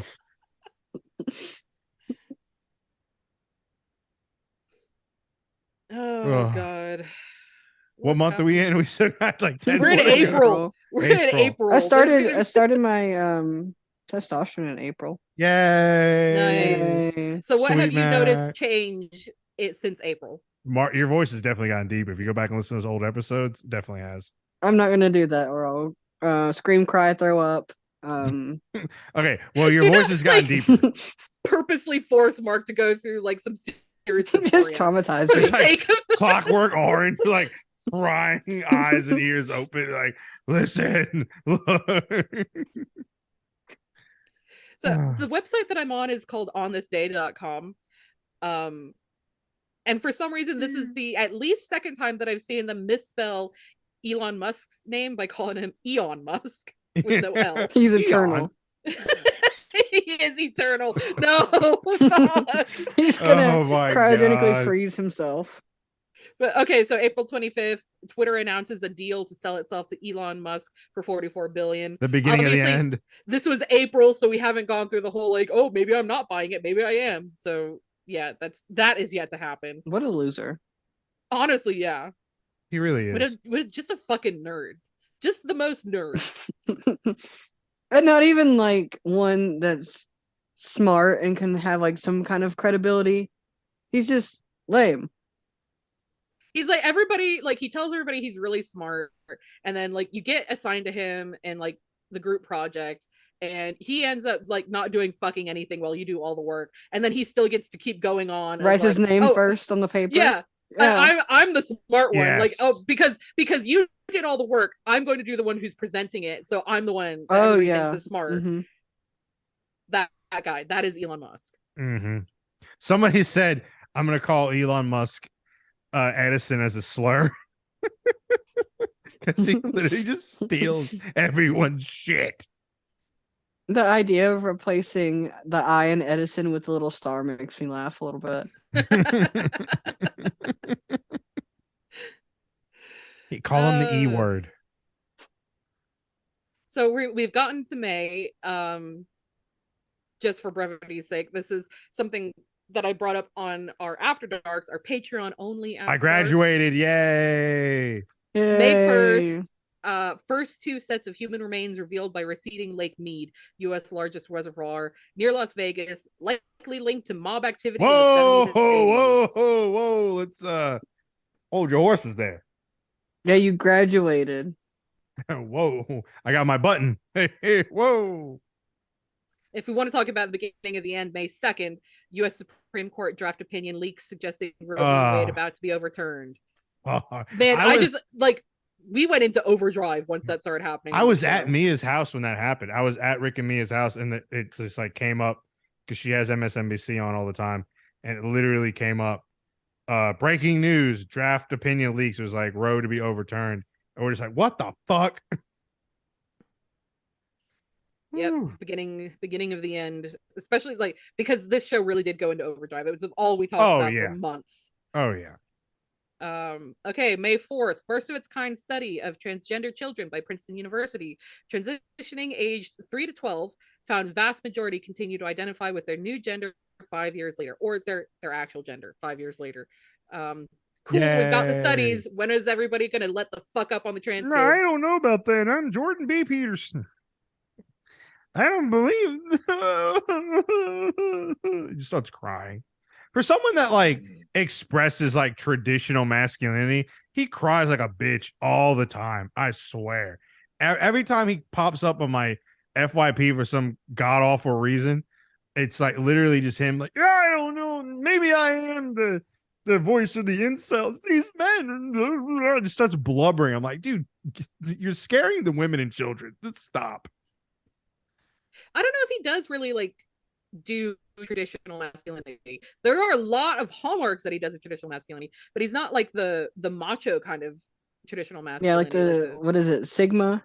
Is that what they're saying now? Grind. Sigma male. He just always like, these men, they come to me, men. It's just like, bro, you're telling, but like he tells what? Okay, I'll give you an example. Like his main thing was like, you need to be the strongest person at your father's funeral. You have to be stoic while everyone else breaks down and cries around you. I'm like, because you have to fight him when he rises from the grave. Like, my God, my dude, you literally cry every interview, and you're telling men not to cry at their father's funeral. Like, calm the fuck down. Yeah, that's like one of his little things he does is, oh, little old me, I'm just trying to make men believe in themselves again. I got addicted to benzodiazepine from an all-meat diet, and I went to Russia for an experimental treatment. And men, cultural Marxism. What's like one of the impressions you haven't done this episode? I'm busting them all out now. I hate Jordan Peterson so much. I hate Jordan Peterson so much. I wonder what the fuck he's talking about when it comes to like being stoic, because I have been present at several family functions where something very awful has happened. Somebody's died, somebody's been diagnosed with something awful, etc. I remember the women having to be the strongest fucking ones there because the men don't know how to deal with their emotions. So maybe they don't cry, but they break the fuck down so quickly because they're not processing anything. So the women are the ones there who are keeping the household running, who are keeping everyone fed, who is keeping people from doing horrible things because their depression and their anxiety is mounting on them at this point, are keeping things running. They're the ones who are doing shit. No, it needs to be the men. The cultural Marxism is the reason that's happening, Kai, and lobsters. The woke moralist. Up yours, woke moralist. We'll see who cancels whom. That's like such like a little like Batman villain. Like over the fucking Sports Illustrated swimsuit cover model, my who was God. gorgeous. Yes, thank you. But just because she wasn't like fucking size 0. I'm sorry, not attractive. Blah blah blah. Like Jordan, you don't have to tell them. You can come out in a different way. You don't have to come out publicly like this on Twitter. You don't have to say that he's gay because he doesn't. I know. You're right. I'm sorry, but it's like it's so. I hate him. Yeah, there's a good reason to. There's really good reasons to. Oh my God. Okay, yeah, we're in May 11th. First ever U.S. government report into Indian boarding school deaths released. Oof. Not complete. Documents of more than 500 deaths across 400 schools and 50 grave sites over 150 years. So if anybody listened to my residential school episode last December, I was talking mostly about Canada because the U.S. did not release stats for this kind of stuff. The U.S. didn't really talk about it. So May 11th was the first time in current memory that the U.S. started talking about what they did with residential schools. Warning, if you're new to this show or if you never listened to that one and you decide to go back and listen to it, there are a lot of trigger warnings. Please heed them if you decide to go listen to that. Okay. I broke down and cried. That was a rough fucking That was episode. A rough. Are you gonna do a part? We're gonna do a part 2 now that the U.S. is released. I'm gonna need more information from them because this is still an incomplete document from them. And I'll bet you not a lot has come out since May about that. However, Canada is still going through some stuff. Canada is still looking for grave sites actively. So what else has been going on? Men. So do another impression. I can do Richard Nixon. Save it He's for been whatever. Dead for years. I'm not dead. I'm back. I hate that. Like, never mind. I'm not going to say that word. What do you hate about it, Mark? It's me, Richard M. Nixon. It sounds like he's performing an act that I don't. Listen here, you drugged up Richard communists. Nixon. You drugged up communists. I heard you don't like little dogs. What about my little dog Checkers? He's a great American patriot. Unlike you, you drugged up communists. I'm going to bomb you like I did Cambodia. Shut up so I can talk about something. Let's turn into Scooby-Doo. May 24th, 19 children and 2 teachers shot and killed at Robb Elementary School in Uvalde, Texas by an 18-year-old gunman. Now, I have skipped almost, I think, every mass shooting up to this point. I decided to pick Uvalde because that was one of the, like, cultural, it's not even a turning point because nothing's changed, but a cultural pinpoint was the Uvalde shooting in May. Has anything changed since then? And how the cops did nothing. They stood there and looked at did you see the one cop looked at his phone and had the Punisher logo as his background? He just stood and did nothing. They did nothing. So a very watered down, quote unquote, bipartisan bill did pass into law. That's like, but really nothing. It didn't stop the, actually, no, was that the one that happened because in New York that one passed, or was it Uvalde that I can't remember? There's like a bipartisan one that passed that didn't stop something else that happened. Yeah. The Punisher logo. You can't write this shit. That was the Uvalde was the one where like the cops stopped parents from going in. A parent still found a way in to go find their kids. Got their kid out before the cops could do it. Yeah. No, not before the cops could do anything, before the cops did anything. Yeah, right, true. I was definitely the generation when we had school cops. I know in high school, I think in middle school we had one that came like a few days a week. but in high school we had a school cop all the time. And Mhm. nice to know that like it was always for fucking show, but here's the proof that it has always been for show. It has just been a suppressing force for especially students of color, especially for them, because I just remember seeing that the high school cop just constantly like in the areas of the court, like a lot of black students would hang out, like the cop was always over there just constantly. There could be fights going on with the white football players on the other side, didn't fucking matter, the cop was always over there. Mm-hmm. We had I think a homeless person wandered onto a high school campus and then like the administration flipped out and like added all these security measures, like magnetically locked doors that like locked when the time change when you're supposed to be in class or whatever, so you couldn't get into certain buildings. And I think like my senior year, we started doing lockdown drills. I'm a little bit older than you, so the last ones that I had were bomb threat drills. We didn't have active shooter drills when I left high school. I left high school in 2007, so I was a little early for all of that. But yeah. Mark, you're the generation that had a lot of active shooting drills, right? Not primary school, or I don't remember them. We had tornado drills, mostly. And then I think once I got into elementary school, there were a couple, they said, I don't think they used the term active shooter. I think they just said just lockdown drill. Yeah, lockdown, Yeah.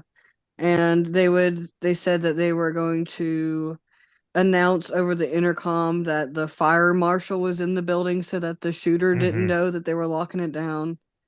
And then from then on, I don't think I had a shooting drill in high school. I think they just had an assembly and they were like, barricade the doors, just don't get up, whatever. You can't do anything, so whatever. They didn't say it like that, but that's what they meant. So like somebody's got a gun in the school to take out this active shooter. Yeah, the one cop that stands on the top of the atrium while we change classes is going to help us. Don't worry. Yeah, we saw how that worked in Parkland. America. So we're into June now. Hey.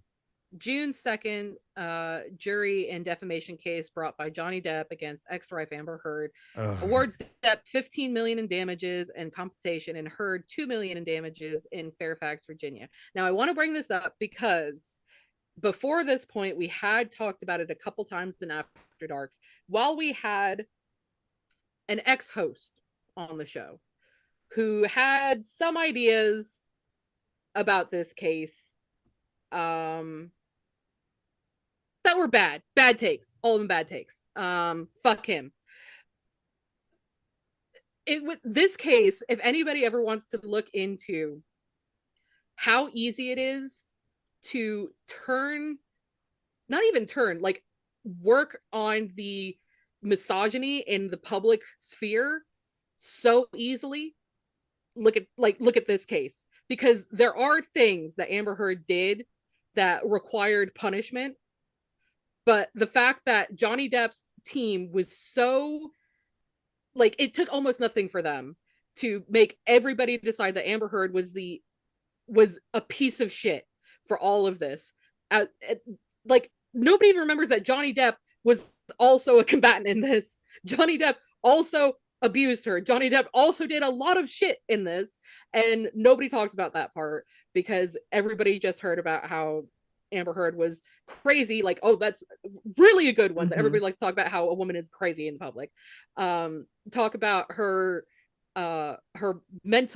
possible and or diagnosed mental illnesses, mental issues, and to have that talked about on like a public sphere. Like, I remember seeing clips of it, of a psychiatrist talking about what Amber Heard might or might not have been diagnosed with at that stage, just in a public sphere, that these things can only be diagnosed when somebody has severe trauma. severe trauma to be able to have these things diagnosed and to have that talked about on a public stage, and she still come out as the bad guy in this. Like, oh, that was such a bad time, such a fucking bad time. And I would like to take this moment to be like, I wish I had said something more back then when this other host was on the show, and I didn't then, so I'm saying it now. Just, watch your internalized misogyny, watch the misogyny around you before you decide to just wholeheartedly swallow the pill that a woman is crazy. The end on that one. I didn't really know what was going on the entire case. I was like, what's happening? You don't have to know. You really I was don't. just like, oh, why is this on TV? And these are two people that have more money than I'll ever have. Yeah. And I'm just like, what? Also, Johnny Depp killed River Phoenix. I don't care what anyone says. Allegedly. Sorry. His Viper Room. Let's not forget also. Let's bring it way back to how just horrible a person Johnny Depp is. Let's not forget that he probably had a hand in River Phoenix's death. The Viper Room, his club, was extremely fucking toxic. And let's not forget that when his business partner was like, hey, what happened to all this money you said the club had? Like, where is it? Said business partner turns up missing and hasn't been found. I think he's dead. But so yeah, Johnny Depp's a piece of shit. Yeah, all of that. Definitely all of that. Oh, okay. June 14th, first controversial UK flight to take asylum seekers to Rwanda canceled after last-minute legal ruling from European Court of Human Rights of, quote, real risk of irreversible harm. If anybody didn't remember hearing about this, the UK decided that they were going to take asylum seekers coming to the UK and just ship them off to fucking Rwanda. Just like it's the fucking backyard or something. Like, they're from some African place, probably Rwanda. Yeah, like, was it people who were seeking asylum from Rwanda? Or is it just random people? Random people to be taken to Rwanda. Like, people who came to the UK looking for asylum. Basically, just anybody. Yeah. And they got as far as, like, I remember, like, because I am still a little bit plugged into activist circles in London, it went as far as people, like, planning to go do, like, the runway protests, like, get out onto the runway or be on that flight to try to stop things like that. It got that far. It got far enough that people were planning, like, physical action for this. So, yeah. UK just, what the fuck? This is not even Rwandan. They're just like, well, it's somewhere in Africa. Yeah. Yeah. Oh, man. Can you even point to it? If you can't vote for this. I remember watching. They're like, oh yeah, Rwanda. I watched the Hotel Rwanda, that movie. Oh man. Getting towards July now. I keep hitting the wrong button.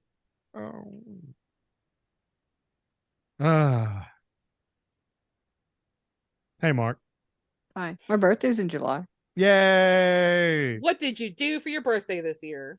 I don't even remember. Oh yeah, we're oh, we're supposed to go to Chattanooga. Nelson is supposed to yeah. Nothing. I got an Xbox. Also strangely connected to one of the stories we just talked to. Yeah. Strangely. Oh my talked god. about. Excuse me. I'm so glad for this year to be over. July 6th. July 6th was the day that the UK government fucking collapsed. Yeah. Dramatic day in British politics as more than 40 government ministers and aides withdraw their support from Prime Minister Boris Johnson and resign, a 24-hour record.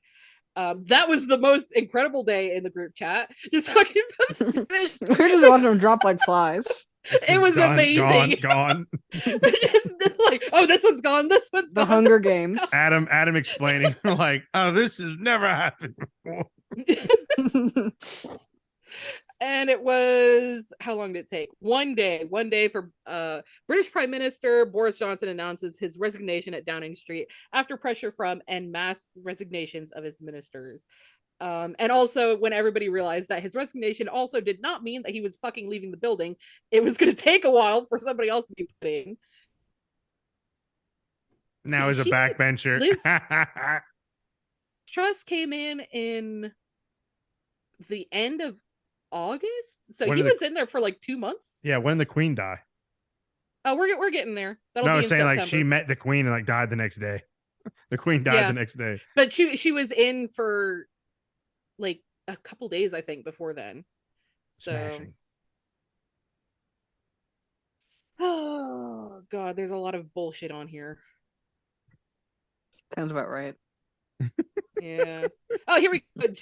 July 12th, Twitter sues Elon Musk after he pulls out of a deal to buy the social media site, accusing him of trashing it and a model of bad faith. I could think of a lot more ways to explain Elon Musk. Oh my god. They could have just ended it there. They should have stopped. Now he's actually wait, you know what? Twitter needs to die. So yeah.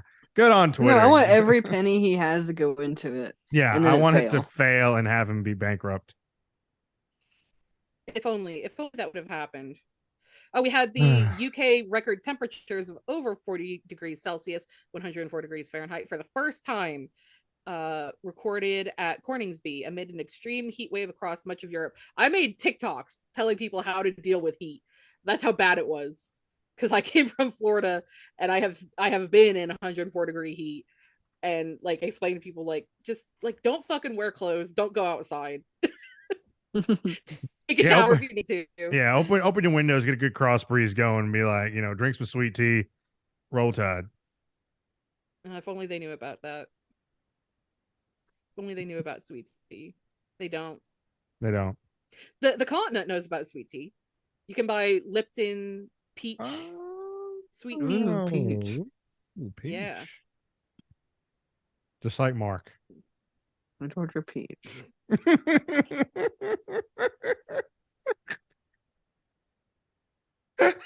In Nelson. Do you like that one? Himself again. Old cat. Yeah. Going to the couch. Don't let him into a corner. You're not gonna see him again.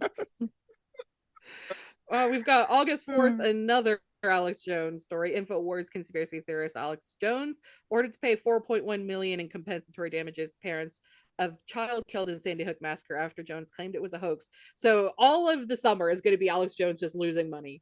Yay.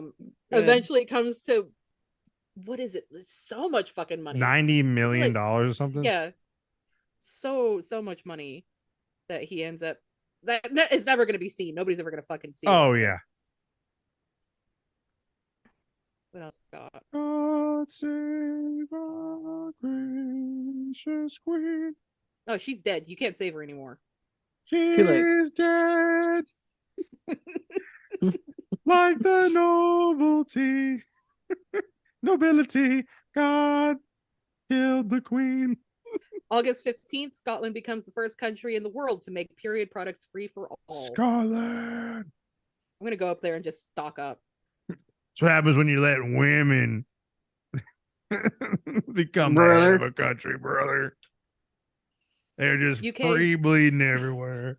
So that's the opposite. That's the opposite. I know that this is like a large amount of UK news in this. However, this is really just like watching the UK fall over the last 6 months. Because August 17th, UK's inflation rate rises to a new 40-year high of 10.1%, with food costs the largest contributor. The UK is actually dying now. Fucking freezing. We do get cold weather. We do get snow. However, this is quite early because it's not even technically winter yet. For there to be this much cold weather, this much snow. We've had a lot of ice. And nobody can afford to pay their heating bills. We all know the UK is a failed state. The UN needs to send in peacekeeping forces. The government is collapsed. It's unstable. People are dying. We need a multinational coalition of governments to come in and save the UK and bring them democracy and freedom. these They're ruled by savages. a despot, a tyrant, a king, and a prime minister that They need doesn't some know what he's freedom. doing. They need some freedom. Just like 1776, brother. Woo! Nelson, how much money would it take for you to tattoo 1776 on your knuckles? More than a lot. It Don't be would take lame. a lot of Don't be money. lame. Don't be a party pooper. I'll get fake 1776. I get like I'm gonna buy like little number temporary tattoos. I'm gonna hold you to that. I got a notification that somebody mentioned me in a TikTok. Oh, Mr. Popular. So Liz Truss came in on September 5th. Would you like to pay attention? No, he's busy. He's busy. Yeah, just make sure the audio's picked up. It's a TikTok about stuff in Africa. I don't know why I'm tagged in this. I don't know. Anyway, I'll watch it later. So Liz Truss came in on September 5th, and the Queen died on September 8th. So it was 3 whole days. But that also means that Boris Johnson resigned at the end of June or early July, and then wasn't out of number 10 until September 8th. So or September 5th, excuse me. So he was the number 2 time. left number 10. Get it? Because he's shit. Makes it funnier when you explain it. I'm glad. We're almost to the year. Wait, Mark, when did we come up for the surgery? That was until October. Oh shit, we still got months. Okay. Yeah, we're in September. September 14th, Florida Governor Ron DeSantis sends 2 planes of Venezuelan immigrants to Martha's Vineyard, Massachusetts, as a political ploy. Y'all remember this? Commits this human weird trafficking. Fever dream. Literally commits human trafficking. This weird ass fucking fever dream of a conservative, like, I don't even like Scooby-Doo villain level. And then in Texas, he pays Mr. Jenkins. the people in Texas to go to Martha's Vineyard. It's just like, what human trafficking bullshit is this? And like it happened. We talked about it for like a day, and now it's just gone. Like it's never gonna be talked about again. This weird moment in history. Oh my god. Ugh. Oh what man. the? Okay. We just collapse already. We have to be in purgatory. No, the world ended in 2012. The world ended when they hit that fucking that what was that thing in the Netherlands or whatever? That fucking the Large Hadron Collider. Yeah, what Kai said. That's in Switzerland. Yeah, Switzerland. Anyway, they turned that on, and it actually created a black hole. We're all dead, and this is just a simulation that's somehow been going on for over a decade. Okay. Here's one for you, Nelson. September 22nd. Catholics at 45.7% outnumber Protestants at 43.48% in Northern Ireland for the first time, according to the result of the 2021 census. Yeah. Data's right. We're gonna fucking the Irish unification 2024. Star Trek proves it again. It's happening. Also September 23rd.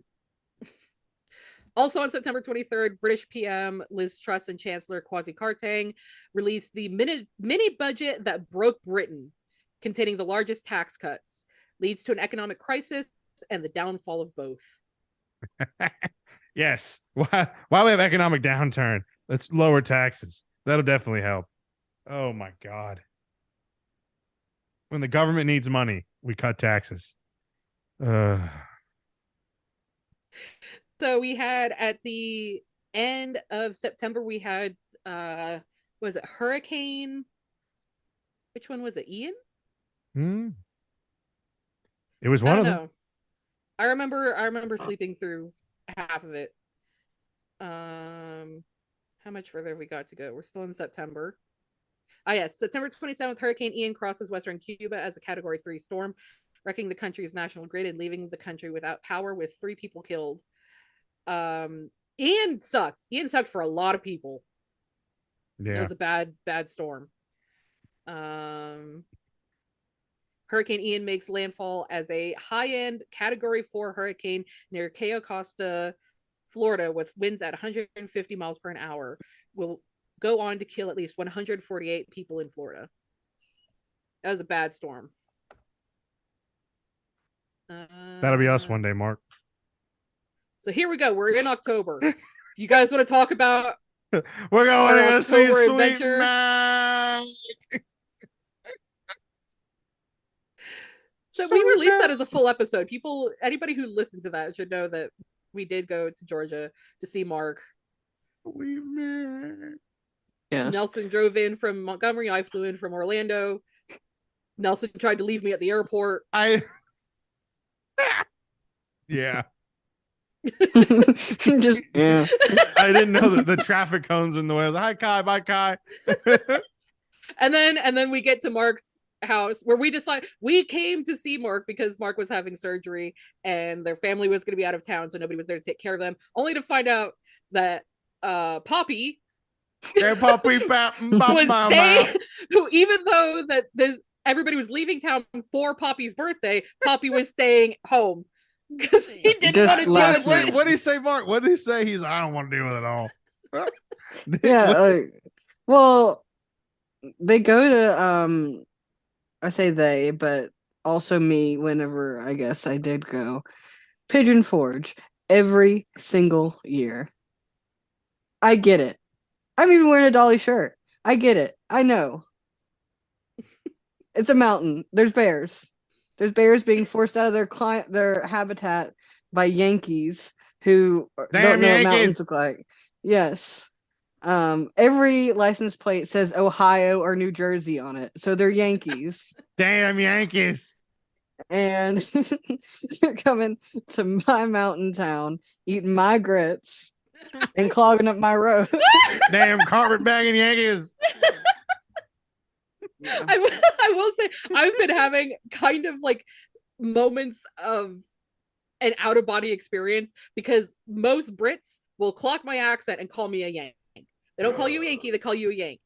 And like moments of like I ain't no damn Yankee. But like, how do you explain the microcosm of every, like, the Civil War, movement across the North and South, what, like, where that came, like, all of this, like, this mini history lesson that you'd have to give to explain why that hits me a little weird. But listen here, Redcoat, we kicked your asses in 1776, right? I ain't no damn Yankee. And 1812. And 1812, we can't beat you in the World Cup. We got back-to-back victories against you. Woo! Andrew Jackson. But yeah, our family vacation spot is going to Pigeon Forge and or Gatlinburg every year. Yeah, but now you have to take me, because I've never been to those places. I've never been to Pigeon Forge. I don't think I've been to Gatlinburg either. I've been to Chattanooga. The thing that I would like to show Nelson is probably the worst thing to do, because they have not like I was going to put Nelson in danger, but they have Civil War history. They do have that, but that's not. No, I don't do that. I'm not going to contribute to that, because again, only Yankees are like, oh, let's see what this is all about. They don't know about the Battle of Chickamauga, damn it. But there's a rod run they have, and it's like the entire street is lined with cars and everything. But that also means that you can't get anywhere. So just die. But I know the back roads because I've been there so many times. Hell yeah, them Yankees don't know about General Claiborne and his rare action that saved the proud Confederate forces at the Battle of Chickamauga. The guy who named his podcast Dixieland of the whatever. It's all been a ploy this entire time. We're actually a Confederate podcast. With your plantation. It was pecans, right? Yeah. Or pecans. It's pecans, first off. Mm-hmm. Yankees say pecans. Mm-hmm. I know. It's an indigenous word. October 12th. We saw sweet Mark. So Nelson tried to leave me at the airport.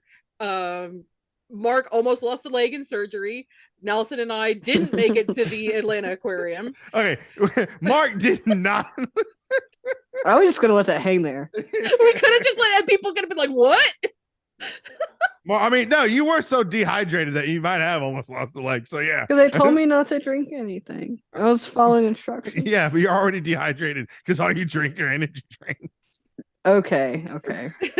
It's not just The reason it probably took so long, you probably did die on the table, and they brought you Fuck, we back. gotta rehydrate this one first and just pumping fluids like a into you. sponge. You- Like you using know a in the pump.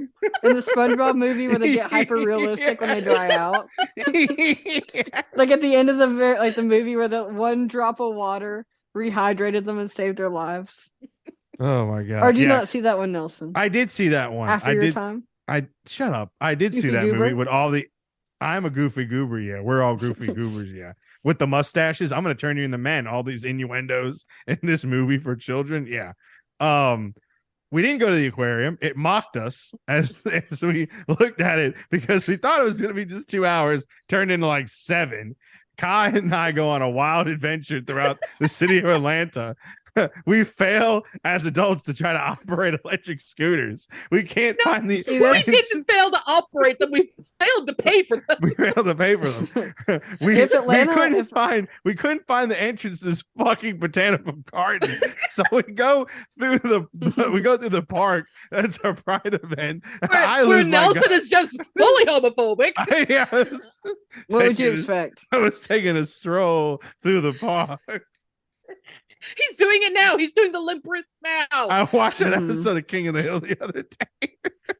Hey, This is the one they make. Violetta says I'm a creeper, like the kudzu vine that's slowly strangling our beloved Dixie. What's the one where they dress Bobby up really nicely? That's at him. the- Yeah, That's the same thing. Bobby, Pat Wilton. this is velvet, not velveteen. A gentleman should know the difference. Robert. Oh yeah, he calls him Robert. Robert. Anyway, Violetta is your cousin. And then the scooters were your first mistake because that's only a tourist thing. 35 no, the problem years. was that we had parked on a hill, walked down the hill to find the garden, walked back up a hill, and then looked down that hill and saw that the entrance to the garden was likely down at the bottom of that hill, meaning that we'd have to walk back up and down 2 hills to get back to the parking. So we're like, fuck, we are both fat and tired because Yeah. we've been up since 3 in the fucking morning. Oh, that was another sorry. thing. They pushed Mark's fucking surgery forward, so we have to leave Rome at like 3 a.m. I'm sorry. So that's why You we better tried to get be the fucking sorry. scooters, because we didn't want to walk up all those hills to get back to the parking that we had to pay for. I didn't find my soulmate. Kai didn't get fucking carded. And we didn't get to go to the Atlanta Aquarium. And then we had to pick up Mark from the hospital. All you had and to do was lose a leg. it was not really such a high price to pay, Mark, for us to have a good fucking day in Atlanta. And when I get my top surgery, I lose one of my arms. No. They just start cutting and keep going. No, we're not going to be in Atlanta, so it won't matter. Yeah, you're doing that shit in Florida so that Nelson and I could go like hang out at home. Yeah. And Nelson just falls asleep and doesn't come get me. You see Mark in a wheelchair sitting outside the hospital or wherever. It's like as it turns in the dark and like a stray dog comes up, Mark's just like, go away, shoot. It's like midnight. What kind of South Park American Dad like episode are you writing? Like just like Forgotten weird. Mark. What would they do if we just didn't show up? They'd have to let you stay. Yeah, and then I like owe them thousands of dollars. For a hospital they stay. leave Mark outside because he can't pay. Yeah, you have health insurance. No, just overturn the wheelchair. You gotta give us back this But wheelchair. no, they take me off property and then overturn it. You're just just find the sitting at Like closest Disney, I pension can't die on fund. You're just property. sitting at the bus stop, like open wounds and ports and hoses at you. You take one out and spray the That's stray gross. dog with it, put it back in. That is really gross. What's wrong with you? A lot of things. I'm thinking of that nurse like really carefully telling me your aftercare instructions about how you should only have like some chicken broth for dinner. We just beeline it to fucking Zaxby's. And all of us, Built three of us different. eat a, what was it, like a 6-finger Hell fucking yeah. meal. All 3 of us, and it was just silent in the car. We're just and shoving fried chicken into our mouths. And that is where I That's how you know we're traumatized, American. and that's where I traumatized Mark about ginger ale. Yeah. Yeah. Mark, who tries to take care of themselves by at least ordering a ginger ale to go with their 6-finger dinner. And they're like, "Oh yeah, we got it." I was like, "Mark, you know they just lied to you. It's just Sprite with a splash of Coke." Mark's like, "What?" I was like, "Yeah, it's an old server trick. When the fountain machine doesn't have ginger ale, you just in the it's on the gun and the bartender's too damn slow. He just fill the cup up with about most of the way. I with hope Sprite when you die and a splash and of Coke, mix you're it like together. dragged to hell. That's like one of the memories that is like playing as like you're like falling. And your he will just be punishment is laughing that- his ass off. There's like a little demon spraying like seltzer water and then like Coke into your mouth for eternity. Hell yeah. I would just be hydrated in hell. Oh my god. Yeah, it's It's just like a really bad movie. right. Hydrated in Hell is the name of our country band. That's our other Yes. country band. That's Oh the one my that we God. play at dives. Yes. Yes. Yeah, I'm just saying Sprite with a splash of Coke. No one can You're tell the lying to me, difference. but it's I'm not okay. lying to you. We're gonna do the taste test one day. Every single person who works in food service that he has talked to since then, that we have been party to the conversation to, he has said this and they've been like, "Oh yeah." Yeah. No, he's had to prime them first. No, I don't. It's Do you really think he could prime Tyler? Yeah, like come on. Tyler would hold this information. another You're older right, I trust server at that Tyler a restaurant little- showed me that. I Another trust old Tyler a el- little more yeah. than I was Nelson with shown the that by an information. elder server because kids want ginger ale, and we're like, we don't. Okay, yeah, I'm gonna get ginger ale. But there's many times. Also, hot take: when you ask your server for milk, 9 times out of 10 we do Weird. have it in the back, but I'm not gonna give it to you. I'm just gonna tell you we're out of milk. Why are you drinking milk?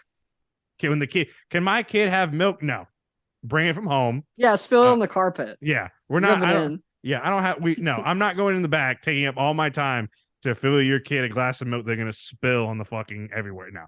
Oh, I'm sorry, we don't have milk right now. We have lemonade. Would you like lemonade? Yeah, we'll go with lemonade. Good, thank you. Spit in it. God. Disclaimer: I would never spit Another- a child's Another drink. thing is when they're like, yeah,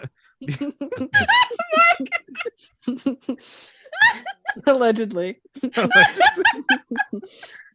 y'all have lemonade? Yeah, we have high C pink lemonade. Oh no, I don't want that. I was like, it's the same fucking Full thing. of corn syrup.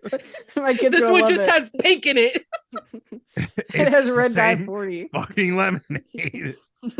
Oh my god. October was a fucking hoot. What's it? And it was my birthday. Yay. And mine, Scorpio and mine. gang. And yay, Kai's No, birthday. yeah. Libra. Libra, yeah, I'm Scorpio. Woo. I'm just fully better than you as a Libra. I know. I love how you don't believe He's in better than any me of in that, general. Nelson, but then you'll post it all the time. I know, right? Because it's funny seeing people's reactions, like legitimately serious. He's about still it. trying to catch a woo girl. I know you're just trying to impress a goth girl. It's okay. You can just admit it. Yeah, Nelson, go ahead. Make it again. Go ahead. Sorry, I didn't catch it till afterwards. My bad. Mm. I'm sorry. Oh no, the red That's light's another back. one for you. The red light's back. That's another one when you're being dragged to hell. You're gonna see Columbus and he's gonna salute you, and it's gonna be He's You missing did hands. more for me It's and just my the nub. cause. It's just the nub. It's like, I'm Italian. Like, no, you're from Genoa. Italy wasn't a country then. What other little soft spot can I poke at when we have a little bit of time left on the podcast? I'm bald. Oh my god. Then we gotta talk about and then we went to Florida. We're getting Oh, yeah. there. We're getting there. We still got a couple months left, don't we? No, you've got we're at October It was 20th. November. So you've got like a week and a half left. Yeah. Mhm. Mark.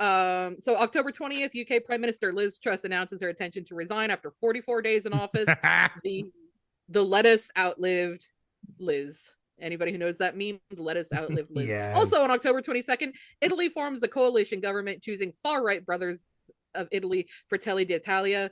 Leader Giorgia Meloni as Prime Minister and first female to hold the office. She broke that glass ceiling, but at what cost? Gaslight, gatekeep, fascist girl boss. It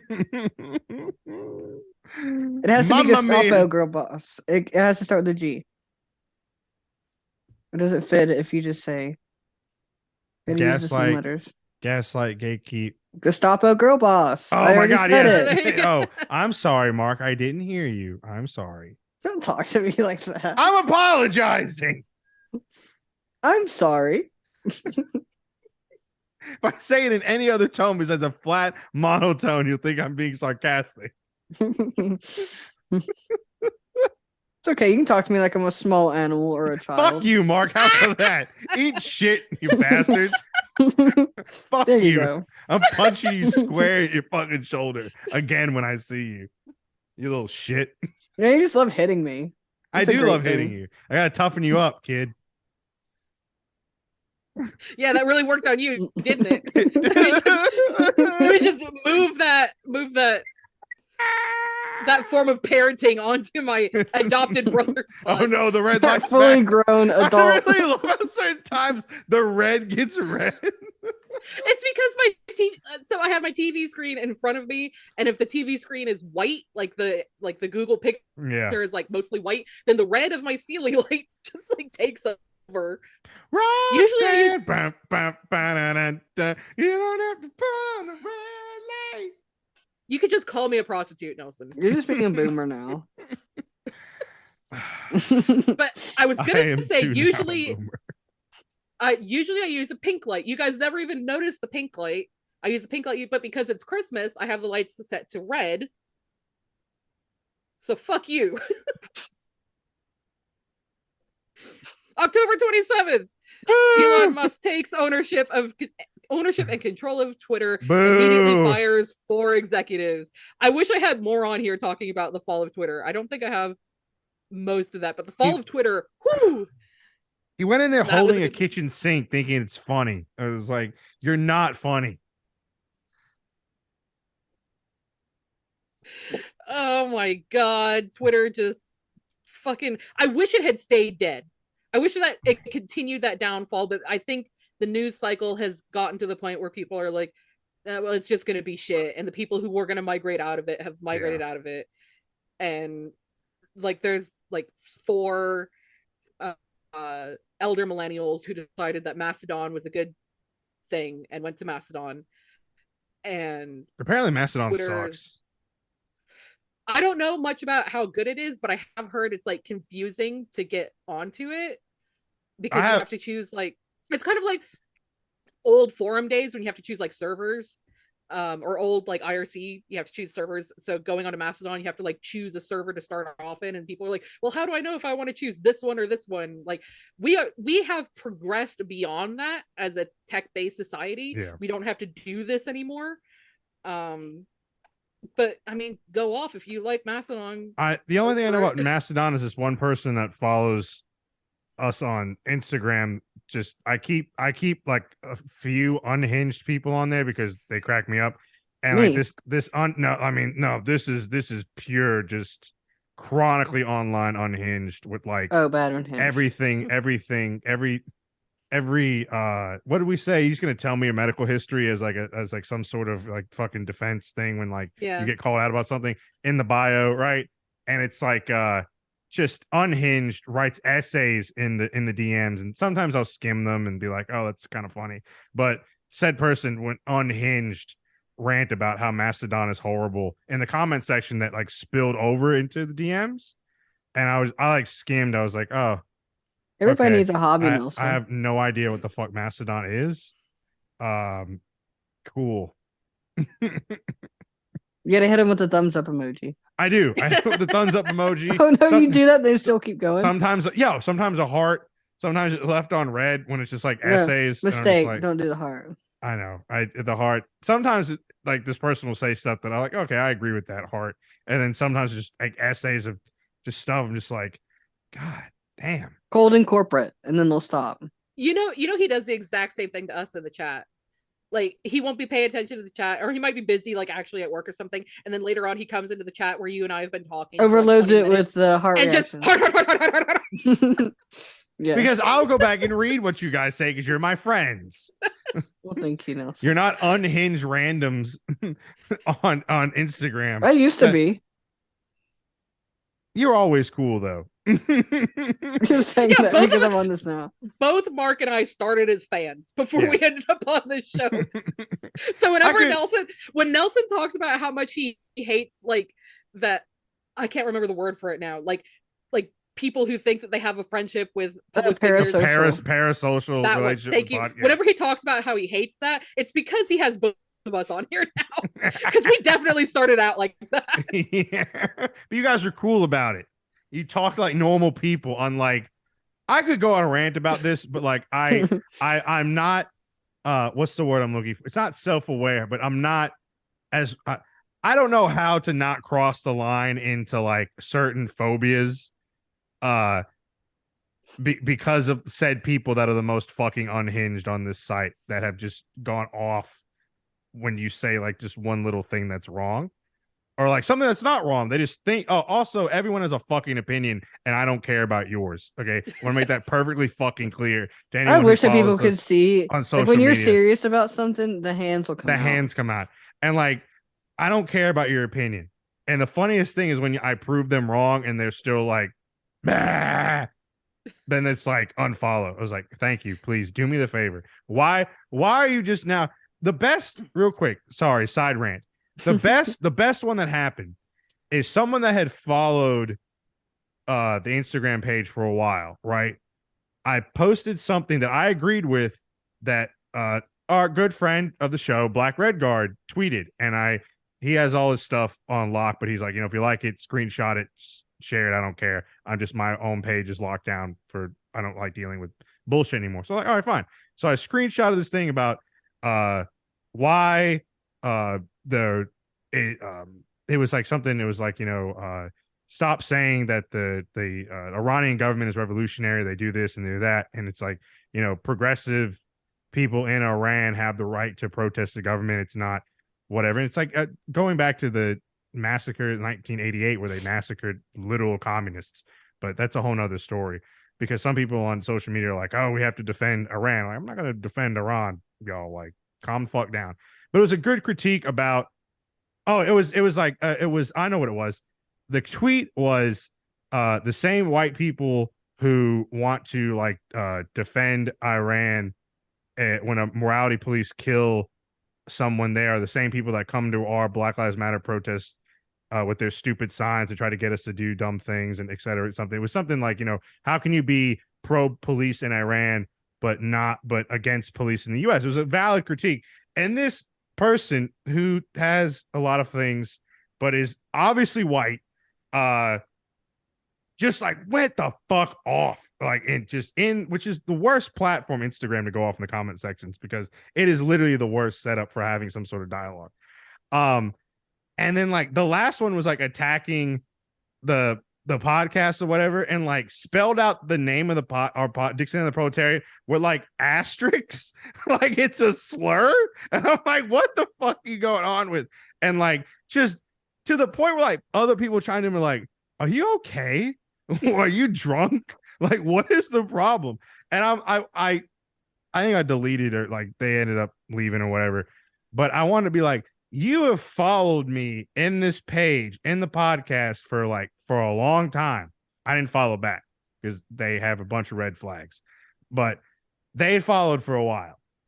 And I'm like, now that's the best is like when I post something that you disagree with, you're going to attack and be like, why blah, blah, blah, blah, blah, blah. I'm just like, why do you care about the name of the podcast now? But your critique is stupid to begin with. When you followed for so long and never said anything to begin with. Like when you first saw the page, you didn't say anything. It's like right there, fucking plain as day. And now because I said something that is a valid critique from a black gay person about how the morality police in Iran are bullshit, and you can't be pro them and anti-police here. It's blah blah blah, etc. And then you fucking go off because somehow, for some reason, Iran is better when it comes to LGBTQ rights than the United States. I'm like, what the fuck are you talking about? Anyway, that happened during this year. And I want to tell everyone, to sum it up, your opinions suck and I don't care about them. I'm sorry that I ranted and you all stopped listening. No, I'm just thinking about the Iranian protests that are happening like right now. Exactly. I was just looking that up. It was like the nicest way I could put this. It's like, go fuck yourself. I hope that this is my personal opinion as someone like in studies politics. I hope the people of Iran overthrow the government, drag whoever is responsible for this bullshit out in the government, shoot them, and then form some sort of government that they had before the fucking God damn it, what the fuck was his name? Not the Ayatollah, but the fucking Shah. A pre-Shah government that had the capability of being a progressive parliamentary democracy that was going to nationalize the oil fields before America got involved. And maybe like you know what I really would hope? That the people overthrow the fucking Iranian government, execute whoever's fucking this bullshit caused all this shit, and then maybe a worker movement happens and they take over in some sort of socialist communist sort of thing. But I mean, not everything is a fucking CIA spook. Sometimes revolutions happen. The same people who want to be like the CIA has a hand in every single revolution are just like people like my dad who are like, oh, the Jews, they overthrew the czar with the communists. It's all blah, blah, blah. And it's like, nope. Sometimes revolutions happen. Sometimes countries get overthrown. It's not always the fucking CIA. I wonder how the CIA could even be like involved when this all like the current ones have started because like a woman wasn't wearing her headscarf all the way, and so they just fucking killed her. And now there's more people who've decided, hey, we're going to show our solidarity by not wearing our headscarves, the mandatory headscarves in public, and they're just literally pulling teenagers off the street and beating them and sometimes killing them or beating them so badly and leaving them so that they eventually die. Like, yeah. Like, I was how? like, the Iranian... How do you twist this into the CIA being involved in this? Because some fucking like chronically online revisionist Marxist-Leninists like fucking think that any fucking tin pot dictator that doesn't like the US is somehow fucking great when they're not. It's just like that fucking 1988, they massacred thousands of leftists, political prisoners. It's not really a good, that's great that they hate America, solidarity with that. But everything else, not good. Not good at all. And Black Redgar made another good point. It's just like all those people that say that like, oh, the CIA is involved with like everything. The same people like are just on the same side of the opposite side of the same coin as like reactionaries saying that like China is behind, like in Russia's behind like BLM protests. It's just like sometimes people get mad and want to overthrow that fucking government. They literally like, could you imagine like not wanting to change shit when like, I don't know, the government is just killing women and then killing anybody who supported those women just left and fucking right? Like, no, it's way more likely that it was some shadowy cabal in the background who just wanted to fuck over like political interests and not just, like literal people just trying to exist day to day. Is the CIA like opportunists and probably in the background thinking, oh, this will be fucking great if this country gets overthrown? Yeah, probably so. But did they have a hand in it? Are they over there like being blah, blah, blah, blah? No, probably not. The CIA is not as fucking all being and omnipresent as people think it is. Did they kill JFK? Probably. But it's not as fucking omnipresent fucking like they think it is. So I don't know. It's whatever. I hate people. Well, since we're talking about some ridiculous political stuff, October 30th, several thousand black-clad fascist sympathizers marched to slain Italian dictator Benito Mussolini's crypt in Predapio, Italy, commemorating God 100th damn it. anniversary of his bloodless coup. I don't remember this coming. Like, we might have been so close to when you guys were coming to Florida that we just didn't see this in the news, because I don't remember this. Mm-mm.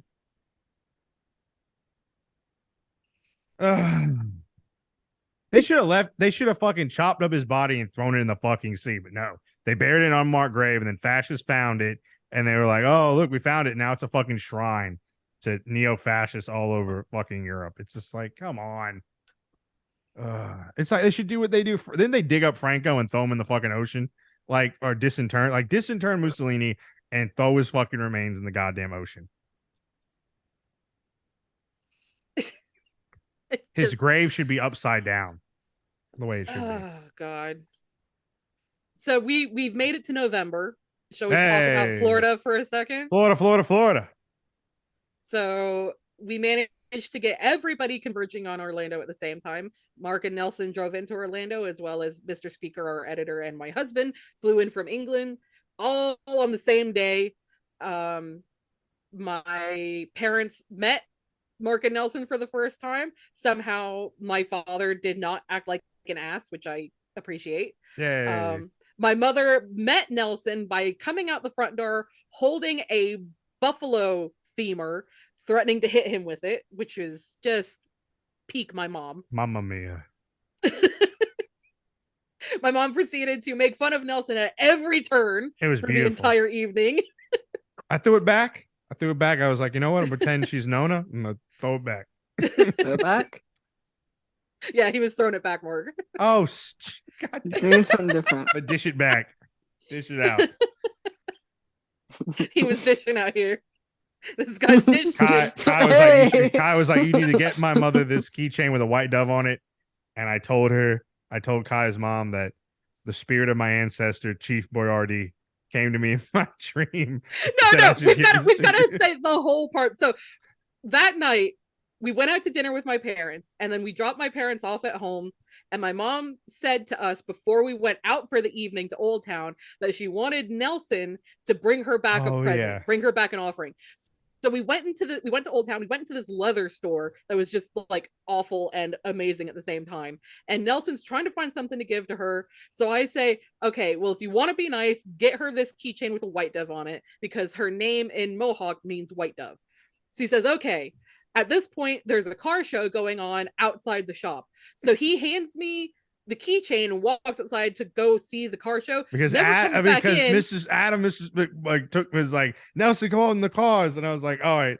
And I was like, he never came back in. So I proceed to try to pay for this gift that he's supposed to get my mother. Oh my God.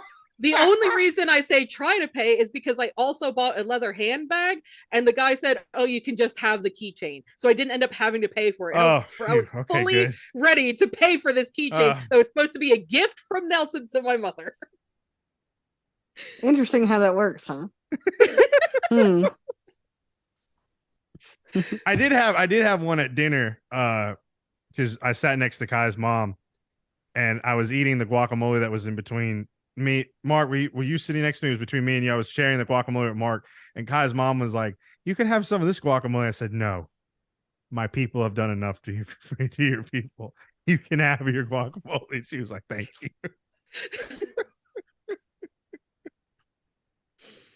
We had a good time in Florida. It wasn't as crazy as Georgia was. I really liked a little less danger.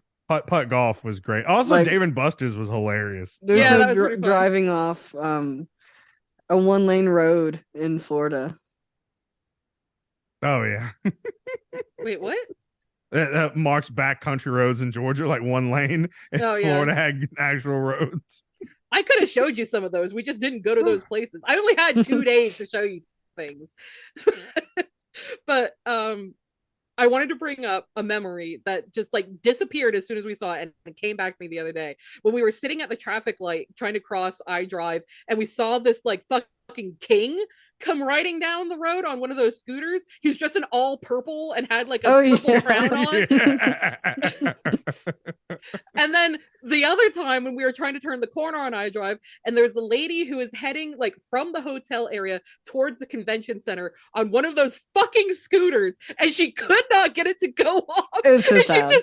Just dragging like 60 pounds of electric scooter, trying to push off with every foot. Oh yeah. I was like, yeah, you got to kick off one of those. You got to get it going. And it was just like she could not do it, and I was like, I've been She was there. just dragging that thing all the way down the sidewalk. We just sat there and watched her for like 5 minutes.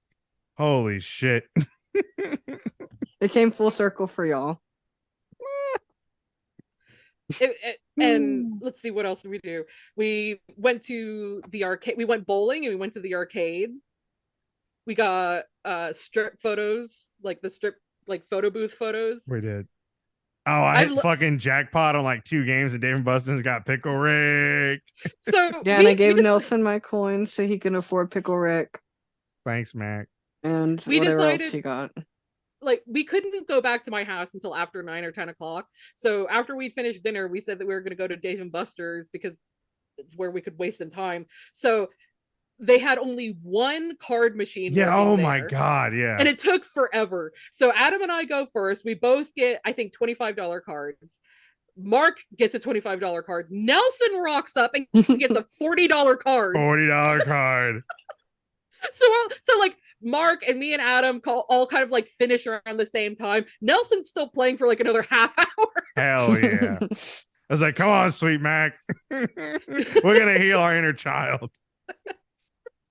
Have you ever like opened the mini cornhole set that you got? Yeah, I did. Yeah, it's pretty dope. It's in my room back in Florida. Like, I wasn't gonna bring it all the way over here, but it's sitting like right in front of my bed in Florida. Mark fucking had my Pickle Rick and like was a picture of him strangling Rick and took the picture and be like, if you're I know that's Pickle completely Rick. unprovoked because I thought it was funny. So I just like gripped it as hard as I could. Funny. It's like Mark's little hand just strangling his Pickle My Rick. meatball. It's perfect Meatball meatball hand. size making hands. I swear we have memes from every time we get together. I love that the word for inside joke has been replaced with meme. It is. Well, because it's like the entire idea of what happened there. You can't just say Atlanta Aquarium and not be a joke. I want to get a meme now. I want to get shirts with it, like these peasant hands, and give it to Kai, like the meatball making hands. Then I get the other one my mom said, but just like asterisk out the slur. Yeah, that's yours because you're the only one that enjoys that. So Nelson gets meaty peasant hands. I get meaty peasant hands. Mark gets the t-shirt that says perfect meatball hands. Yes. And then I get the one with what my mom's aunt said about a certain president in a certain Asian country. Yeah.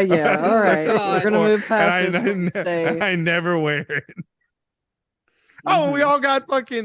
Have y'all? How are we supposed to wash those family reunion shirts? You're allowed to wash them like anything else. However, I would suggest not washing them like harshly. Don't use a lot of hot water or anything. Most American washers use cold water anyway. Cold water, inside out if you're worried about it. Otherwise, it should be fine. You should have paid attention to the little card that came with all of them. Because remember, he put the little card inside of your bag. He did. I think I'm just going to keep it pristine, never wear it again.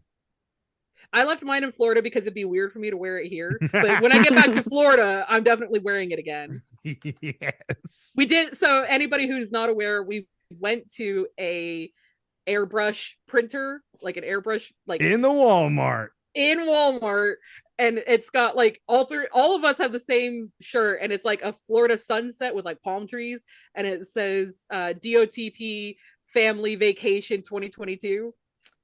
All of us have them, including Mr. Speaker. It was a good time. Okay, so Florida's over. Where are we at now? We're in November. What happened in November? Crossing their arms, like, yeah. Hold on. I'll give you one of these. All right, brother. Where your tattoos? All cool. I wish I had Mark and Kai are both tatted, just like got some sick ass tattoos. And I promise it doesn't hurt. I promise. No, it's not about. Remember, for him, it's not about hurt. It's about like commitment. You're gonna refuses to die. commit. You're gonna die one day. One, I have This commitment is issues, and two, I don't boring. want to be easily recognized All of by- mine are covered. by agencies. I have mine where they're covered by shirts Yeah. and pants. We'll see what you happens. can just you get also- one covered The next by shirt and protest. pants. You only see mine when I decide to show them. Like, you've only seen one of my or two of my tattoos. I have more than that. You've just not seen them. They are for Mr. Speaker's eyes and Mr. Speaker's eyes only. Get a tattoo, Nelson. I get a finger mustache. No, it's not 2010 anymore. You know what? One time, Mark, all three of us are going to go to a tattoo studio. Like, it's just going to happen at some point. Mark or I or both of us are going to get ink. And we're going to convince Nelson, just sit down and get one black dot.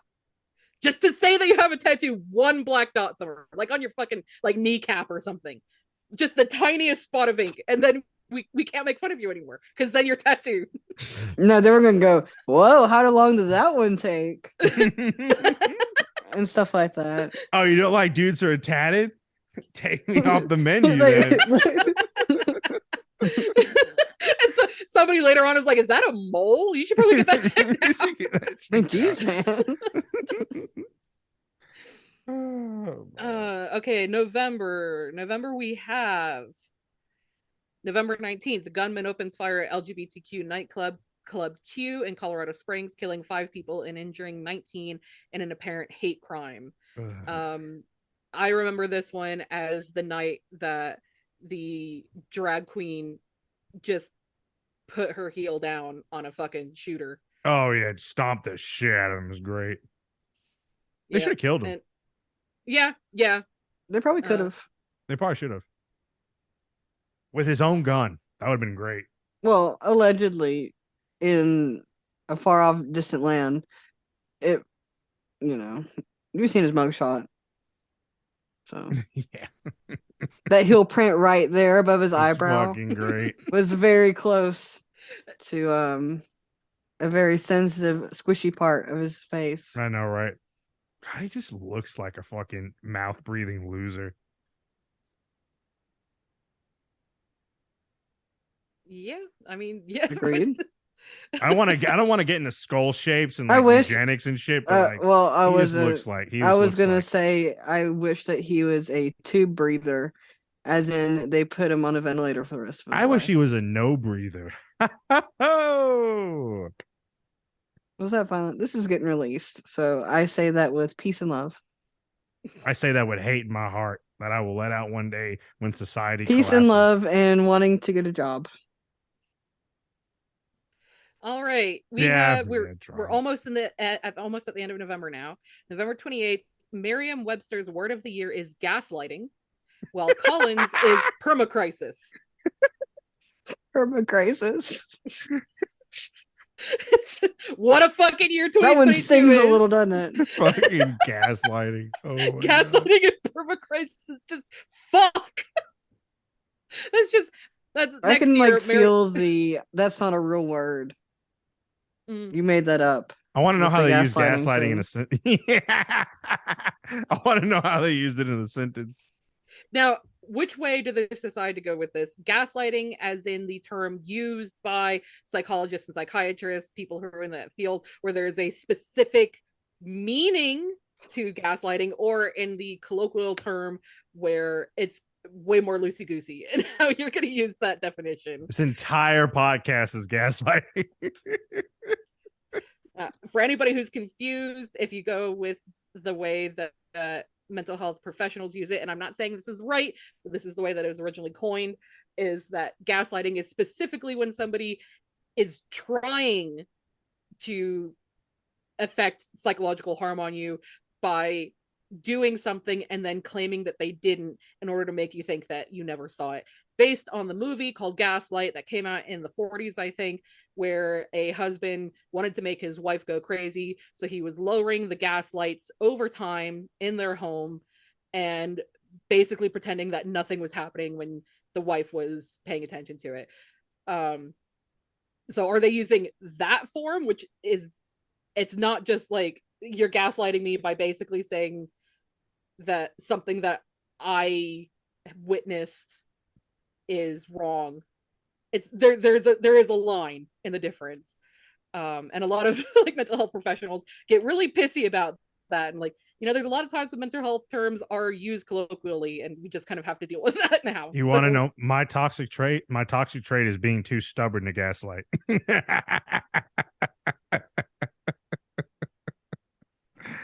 Do you mean to gaslight other people, or no, to be affected? gaslit? I am too stubborn to be gaslit. I am right. November 30th, UNESCO announces new additions to the Intangible Cultural Heritage List, including the French baguette, oral traditions of calling camels in the Middle East, and tea practices in China. I'm pretty sure the baguette is tangible. Oui. Like the practice of tea and the practice of calling camels, those can be intangible, but a baguette is tangible. So I don't know. We're in December now. Yay! Yeah, we are. We're fresh into it, so who knows what's going to happen after this. December 3rd, former U.S. President Donald Trump calls for termination of all rules, including U.S. Constitution of Truth Social, including the U.S. Constitution in a Truth Social post, so to overturn the 2020 election, which he again falsely claims that he won. That's a weird angle to take. It is very weird. That seems like the spoiled brat, like wiping all the pieces off the table, huh? Yeah, very on par. I wonder how his supporters feel about that, because you would have thought that the people who were really into Trump would also be the Constitution folks.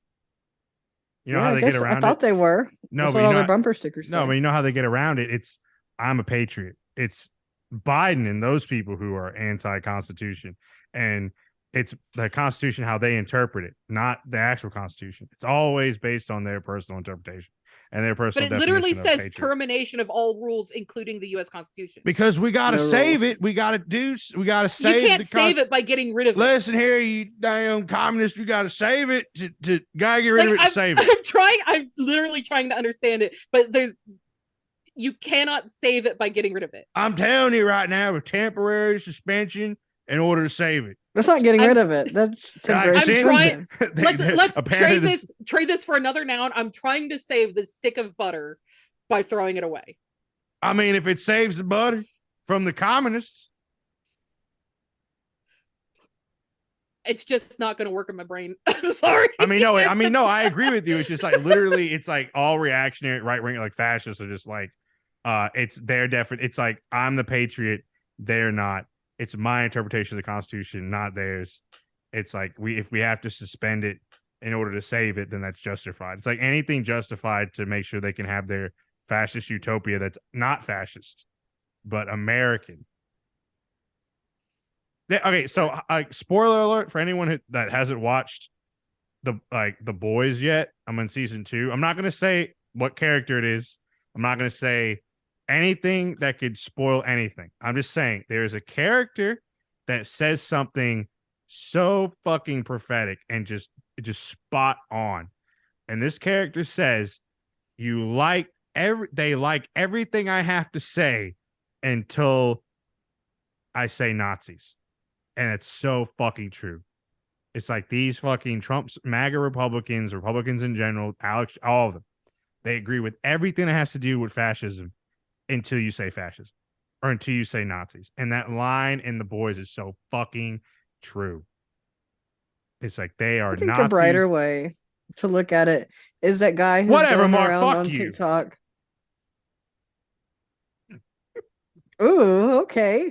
The guy who goes around on TikTok and he'll go up to like the older people, and he'll get them to agree with socialist or communist ideals, but just because he's not using that language, he's just using that tone that they use and little buzzwords they use, and really people aren't that bad. They're just being brainwashed. So most of what I was trying to do there is that usually even though what they're saying in most cases makes no sense, you can see their line of warped logic. Like if so you have to kind of put on this guise of, okay, if I'm looking at this through Coke bottle lenses, I can see their warped logic and how this works in a straight line. But with that one, I literally cannot see the direction that line is going. Like their little nugget of truth thing they usually do. Yeah. And like that's not your fault, Nelson. That's literally me. Like I can't comprehend. No, I mean, it doesn't make any sense either. It's just what they believe. And like another example to try to one up Mark is the conversation that Ye had with Alex Jones, and Alex Jones is like, "Oh, they try to say I'm a Nazi. I don't like Nazis." Well, even though everything Alex Jones says is fascism, like he's a fascist, but he's like, "Oh no," and then Ye was like, I'm a Nazi," and then Alex Jones was like, "Oh, no," because Alex Jones, people like him, like they say everything except I'm a Nazi or I'm a fascist, right? They get right to the line of what's acceptable and like sort of sphere, because the far right in like the mainstream, I don't even know what you would say, like the reactionary right in the United States still thinks that like, oh, communism and fascism is the same thing, even though they're fascists. But when somebody says, "Oh, I'm a Nazi," they're like, "Oh, I'm not a Nazi." But like Alex Jones is a fascist, like he's a Nazi. Like all of them, Milo Yiannopoulos is a fascist. Alex Jones is a fascist. Donald Trump is a fascist. His MAGA movement is fascist. Like, but they're so fucking warped because there's no political literacy in this country that they are able to be like, "No, I'm not." It's like that meme with what is it, the fucking Manta Ray Man or whatever, and Patrick with the ID. "This is your license," and it's like, "Nope, Patrick." So it's like it's. On one hand, I don't want to believe they're smart enough to do like what the Nazis did when it's just like they tried to say like, "Oh, Antifa is the real fascist." I just think they're just that's fucking stupid to say that like Antifa is the real fascist. But like it's so weird they are using the same things that the old school fascists said, and it's just like it's your head just wants to explode because it's so frustrating. And yeah, it's definitely like a strategic use of both. Just like the sly, like, well, we didn't say it, and then winking, and Well, we're almost done with December on here. So we have December 7th, Democratic Senator Raphael Warnock wins re-election over Republican Herschel Walker in runoff for the Georgia Senate seat, taking the U.S. Senate to a clear 51-49 Democratic majority. Until girl boss gatekeep gaslight senator from Arizona, everyone's favorite bisexual. But she said not to worry about it. She said, "Hey guys, it's okay." I hate Kristen Sinema with a burning passion, and it takes every fiber of my being not to just go on a misogynistic rant. So I'm just going to say I hate her for political opportunist. I hate her. We have another one on here that I hadn't heard about. On December 7th, 25 right-wing extremists arrested in Germany suspected of organizing a coup to overthrow the government and install a monarchy, including a Prince Heinrich the 13th and army officers. 13. Germany's doing it again. What the fuck is happening? The beer hawkage part 2. Oh my god. First a tragedy, then a farce. December 8th, American basketball star Brittany Griner is released by Russian authorities in a prisoner exchange for Russian arms dealer Victor Bout. Griner detained on drug smuggling charges since February 2022. Okay. I want to may I just say one quick thing about this, because like fucking Republicans suck. And people who probably don't understand politics also have shitty opinions. They're like, "Oh, what this deal is bad." Brittany Griner, first off, you're a racist piece of shit. All right, we just go ahead and say it. That you don't care if Brittany Griner like fucking rotted in a Russian prison on false charges, right? And they're like, "Oh, this is a bad deal. This Victor Bout guy, whatever the fuck his name is gonna kill people, and he's an arms dealer. He's so bad. This is an L and all this other shit." The man is compromised. He was burned. Everyone knows who he is. He got caught. He is a worthless asset. He has been in prison for a decade. His contacts are probably all dead. He is a burned asset. He has nothing to offer the Russian government now. You know what's going to happen when he probably steps off the plane in Moscow? Putin's going to put a fucking bullet in his head. Okay? He is of no value to the Russian government because he is burned. His contacts are probably all dead. It doesn't matter. Putin probably wanted him back to throw him in prison for getting fucking caught. And I'm glad Brittany Griner's out. It is horrible what happened to her. And everyone should be happy that she's out of prison. It's just a bunch of fucking racists who have no idea who this dude was, this Victor Boot Jackass was, except for that fucking Nicolas Cage movie, Lord of War, who had no idea who this fucking dude was until this prisoner swap took place, are now experts in international arms dealing and international politics and espionage and covert operations. Go fuck yourself. Okay? He is a burned asset. Everyone knows who he is. He is worthless. He's probably going to be dead in a ditch somewhere in Siberia in about a week or two. So I'm glad she's home. It was a great trade. We got a sports icon, an Olympic gold medalist, traded for some fucking burned arms dealer who has no contacts left. I think it's a great trade. And if you don't agree, go fuck yourself.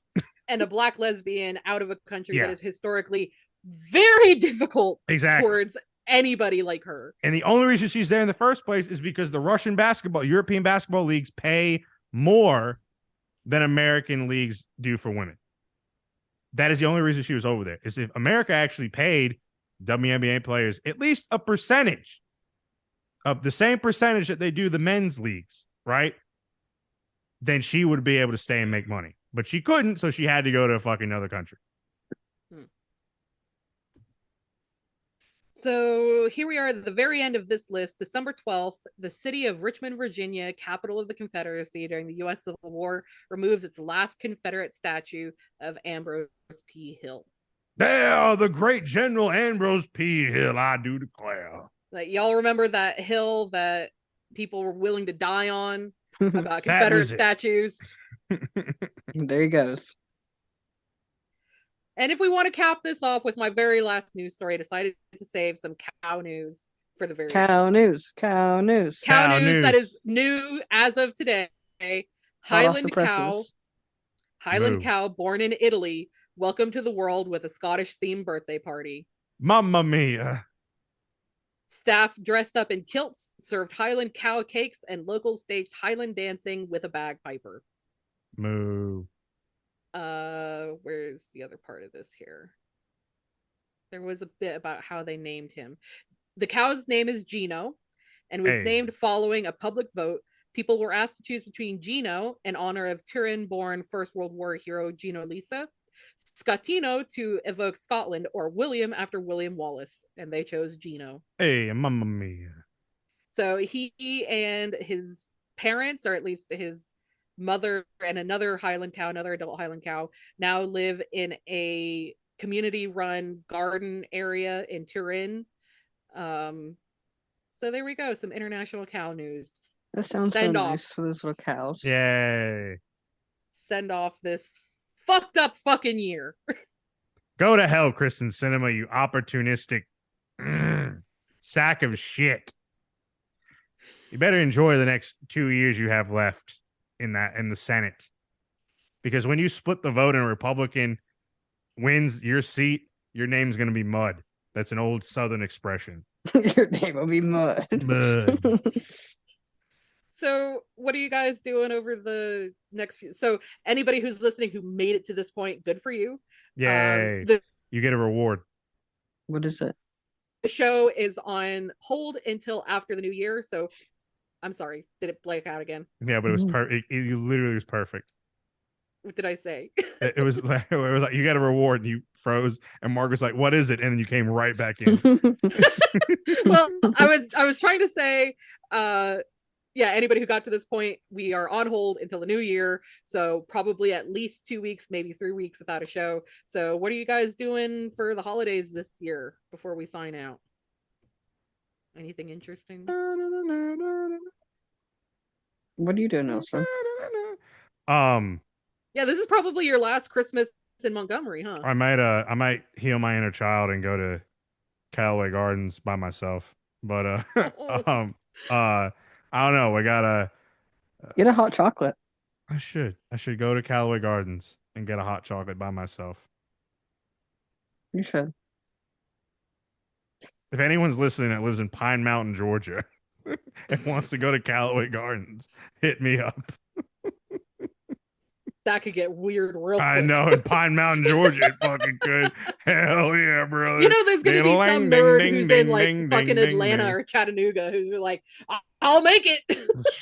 Jesus, I got like a fucking just a ton of people there to see me in Pine Mountain, Georgia. It's like, what the fuck?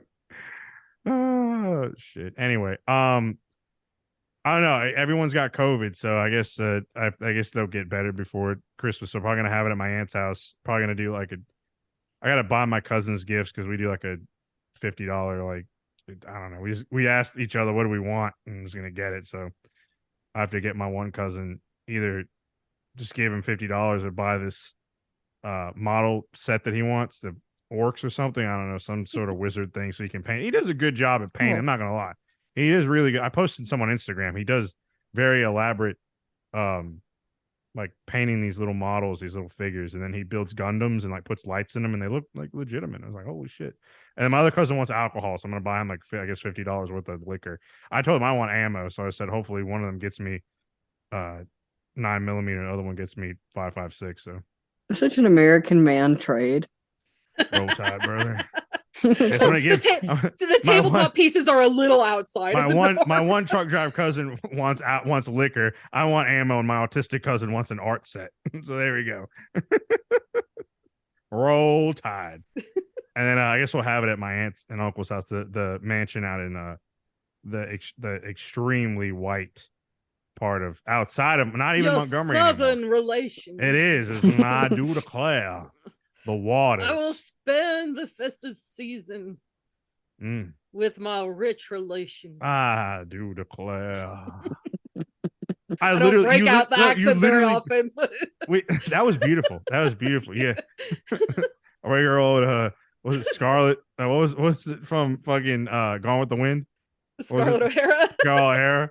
Frankly, my dear, I don't give a damn. That was the man who said that. That was I know. I'm saying it to you. Yeah, because you're Scarlett. Rhett Butler. Robert. How long have you been anybody who wants to pick me up on this, fuck y'all. I have never actually seen Gone with the Wind. It can go fuck itself. However, you just get inundated with this stuff sometimes. Also, right? I'm part of Book Talk, and they talk about it all the time. Oh man, and then I'm a creeper. But I think my mom wants flowers. I don't know what my dad wants. I get my dad a fucking copy of Mein Kampf or some shit. I'm fucking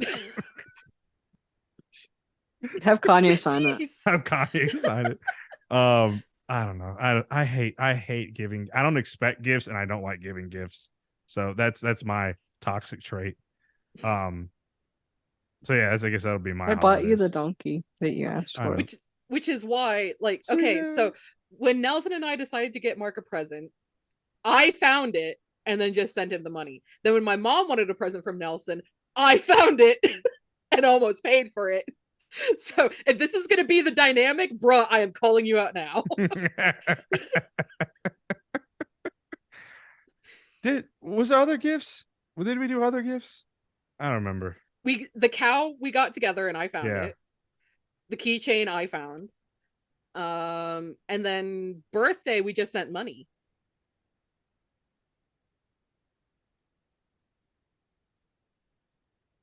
Right? It's almost 11:30.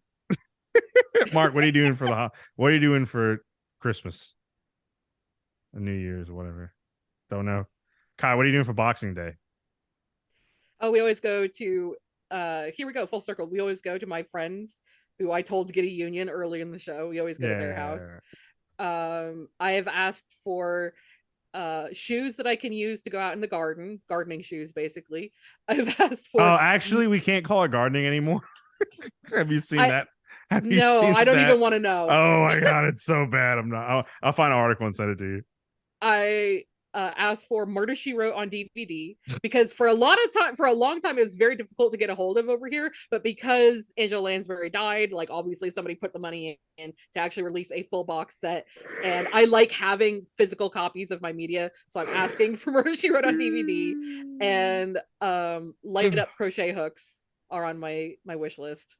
So I am definitely a little old lady. That's really nice. Woo! I was told I'm not getting presents this year. So. All right. You were a naughty child. You guess get a lump of so. coal. Oh, you know what I did do? I did take advantage of one Black Friday deal because I was perusing the Lego store as I usually do, and they had the full set of Spice Girls BrickHeads for 40% off, which I bought. So that was my gift to myself, was the Spice Girls as Legos. I want to be one of those cool people that do the little bonsai tree and the flowers, but I know I'll do like half They're of it. so fucking expensive. I would love to do them, and they're so expensive. So I haven't bought like the last time I bought a Lego set was when we had the hurricane. I always usually buy a Lego set in case the power goes out, so I have something to do. But before then, I don't think I bought a Lego set for over a year. Woo! All right, to all our fans out there that stuck around and have been with us for how long we did 3 years. 3 years. It's gonna be our 4th year, right? We're going into year 4. Holy fucking shit. Why? First off, but also, even though I hate all of you, I just want to say thank you for continuing to listen to us and I can't be nice. It's just not. Let me. Okay. Right. I'm tagging you in. Keep sticking with us because we are gonna hit our 100th episode in 2023. Yes, we will. So then stick around. Then we finally don't have to do this anymore. We're all friends now. We're all friends. Are going to be in the same place. I started this podcast to make friends, and I did it. So now we're good. All right, Mark, you sign us off. I found true friendship in 2 podcast hosts. You are not Mark Nelson. Shut up. Roll Tide. I want to be. Nelson, you ruined it. You ruined it. I said it, and you just you said Roll there. Tide. Yeah, but it was adulterated. You say Highly something else. adulterated. You gotta say something else, Mark. I did.